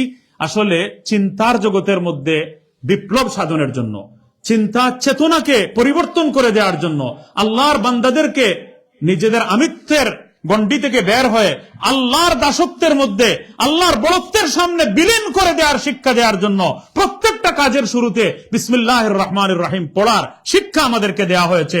এই শিক্ষা আর এই লেসন যদি আমরা আমাদের জীবনের মধ্যে প্রতিফলিত করতে পারি, তাহলে লাইফ চেঞ্জ হয়ে যাবে, চিন্তা চেঞ্জ হয়ে যাবে, ব্রেন চেঞ্জ হয়ে যাবে, অন্তর চেঞ্জ হয়ে যাবে, লাইফ চেঞ্জ হয়ে যাবে। ইসলাম পুরো জীবনের পরিশুদ্ধির জন্য এবং চিন্তার পরিবর্তনের জন্য, চেতনার পরিবর্তনের জন্য এই শিক্ষা আমাদেরকে দান করেছে। অন্তত বিসমিল্লাহির রহমানির রহিমের এই শিক্ষাটাকে আমরা জীবনের পুঁজি বানিয়ে, জীবনের নিত্য সঙ্গী বানিয়ে, সবচেয়ে বড় সম্বল বানিয়ে বিসমিল্লাহির রহমানির রহিমের অভ্যাস তৈরি করে আল্লাহর মারিফত লাভ এবং আল্লাহর নৈকট্য অর্জনের উপাদান যেন আমরা তৈরি করতে পারি। আল্লাহ তাআলা তৌফিক দান করুন। জাযাকুমুল্লাহু তাআলা খাইরান। আসসালামু আলাইকুম ওয়া রাহমাতুল্লাহি ওয়া বারাকাতুহু। আমি এই লন্ডন ওয়াপিং নুরানি মসজিদের কর্তৃপক্ষের শুকরিয়া আদায় করি। আপনারা যারা এত লম্বা সময় বসেছিলেন, সবাইকে শুকরিয়া জ্ঞাপন করি। আল্লাহ রাব্বুল আলামিন তাফসীরুল কোরআনের ধারাবাহিকতাকে যেন আল্লাহ তাআলা কাবিল করেন। মুখতাসর দোয়া করেন যদি ইজাজত দেন। আলহামদুলিল্লাহি রাব্বিল আলামিন ওয়াস সালাতু ওয়াস সালামু আলা সাইয়্যিদিল মুরসালিন ওয়া আলা আলিহি ওয়া আসহাবিহি আজমাইন। ইয়া আল্লাহ, ইয়া আরহামার রাহিমিন, ইয়া আকরামাল আকরামিন, ইয়া আজওয়াদাল আজওয়াদিন। আল্লাহ, আপনার কুদরতের কিছু আলোচনা আমরা করলাম। রব্বুল আলামিন, বিসমিল্লাহির রহমানির রহিমের তাফসীর প্রসঙ্গে কিছু আলোচনা। ইয়া রব্বাল আলামিন, ইয়া আরহামার রাহিমিন, আমাদের মধ্যে আপনার নিয়ামতের অনুভূতি তৈরি করে দাও। আল্লাহুম্মা লা নুহসি সানাআন আলাইকা আনতা কামা আসনাইতা আলা নাফসিক। আমরা স্বীকার করে নিচ্ছি আমরা কোটি কোটি নিয়ামতের কোন শুকরিয়াই আমরা আদায় করতে পারিনি এবং পারছিও না, পারবো না। চেষ্টা করলে যতটুকু পারতাম তা করিনি। আল্লাহ এই নিয়ামতের না শুকরি রহমতের না শুকরির কারণে আমাদেরকে পাকড়াও করবেন না। নিয়ামতের শুকরিয়া আদায়কারী আমাদেরকে বানিয়ে দিন। আল্লাহ লন্ডন ওয়াপিং নুরানি মসজিদকে কবুল মঞ্জুর করুন। আমাদের আমিনুর ভাই সিলেটি অনলাইনের দায়িত্বশীল, আল্লাহ আমাদের অত্যন্ত প্রিয় ভাই, তার মাধ্যমে হাজার হাজার মানুষ পর্যন্ত এই পেগাম পৌঁছে যাচ্ছে। সিলেটি অনলাইনকেও আপনি কবুল করুন, আমিনুর ভাইকেও কবুল করুন। আজকে যে ভদ্র মহিলার কথা জুমার সময় দোয়া করেছি, তিনি সাকরাতের অবস্থায়, আল্লাহ তাকে শিফায়ে কামিলা আজিলা দান করুন। জীবনের টাইম যদি আপনার তাকদীর অনুযায়ী শেষ হয়ে যায়, কালিমার সাথে খাতিমা বিল খায়র নসিব করুন। আল্লাহ আমাদের কাউকে দুনিয়া থেকে উঠাবেন না যতক্ষণ পর্যন্ত জাহান্নাম আমাদের উপর হারাম না হয়ে যায়। আল্লাহ দেশের জনসাধারণকেও হেদায়েত দান করুন, শাসকদেরকেও হেদায়েত দান করুন। ইয়া আল্লাহ জুলুম নির্যাতন থেকে, অত্যাচার থেকে আমাদেরকে রক্ষা করুন। ইয়া আল্লাহ আমাদের মনের সকল আশা বাসনা পূরণ করে দিন। অসুস্থদেরকে শিফা দান করুন। পেরেশান হাল যারা আছেন তাদের পেরেশানি দূর করে দিন। মনের সকল নেক আশা বাসনা পূরণ করে দিন। ইয়া আল্লাহ যা চেয়েছি তাও দান করেন, যা চাইতে পারিনি তাও দান করেন। প্রিয় নবী সাল্লাল্লাহু আলাইহি ওয়াসাল্লাম সারা জীবন যত মঙ্গল কামনা করেছেন আমাদেরকে দান করুন। আল্লাহর নবী সাল্লাল্লাহু আলাইহি ওয়াসাল্লাম যত বুরাই থেকে, অনিষ্ট থেকে পরিত্রাণ কামনা করেছেন, আল্লাহ আমাদেরকে পরিত্রাণ দান করুন। আল্লাহ সকল মঙ্গল দান করুন, সকল বুরাই থেকে পানাহ দান করুন। আল্লাহ সকল দোয়া কবুল করে নিন, মনের সকল প্রয়োজন পূরণ করে দিন। রব্বানা তাকাব্বাল মিন্না ইন্নাকা আনতাস জামিআতুল খায়র আল ইসলামিয়া সিলেট, যে একটা প্রতিষ্ঠান আমি তৈরি করতে সক্ষম হয়েছি আল্লাহর দানে, আল্লাহর তৌফিক দ্বারা।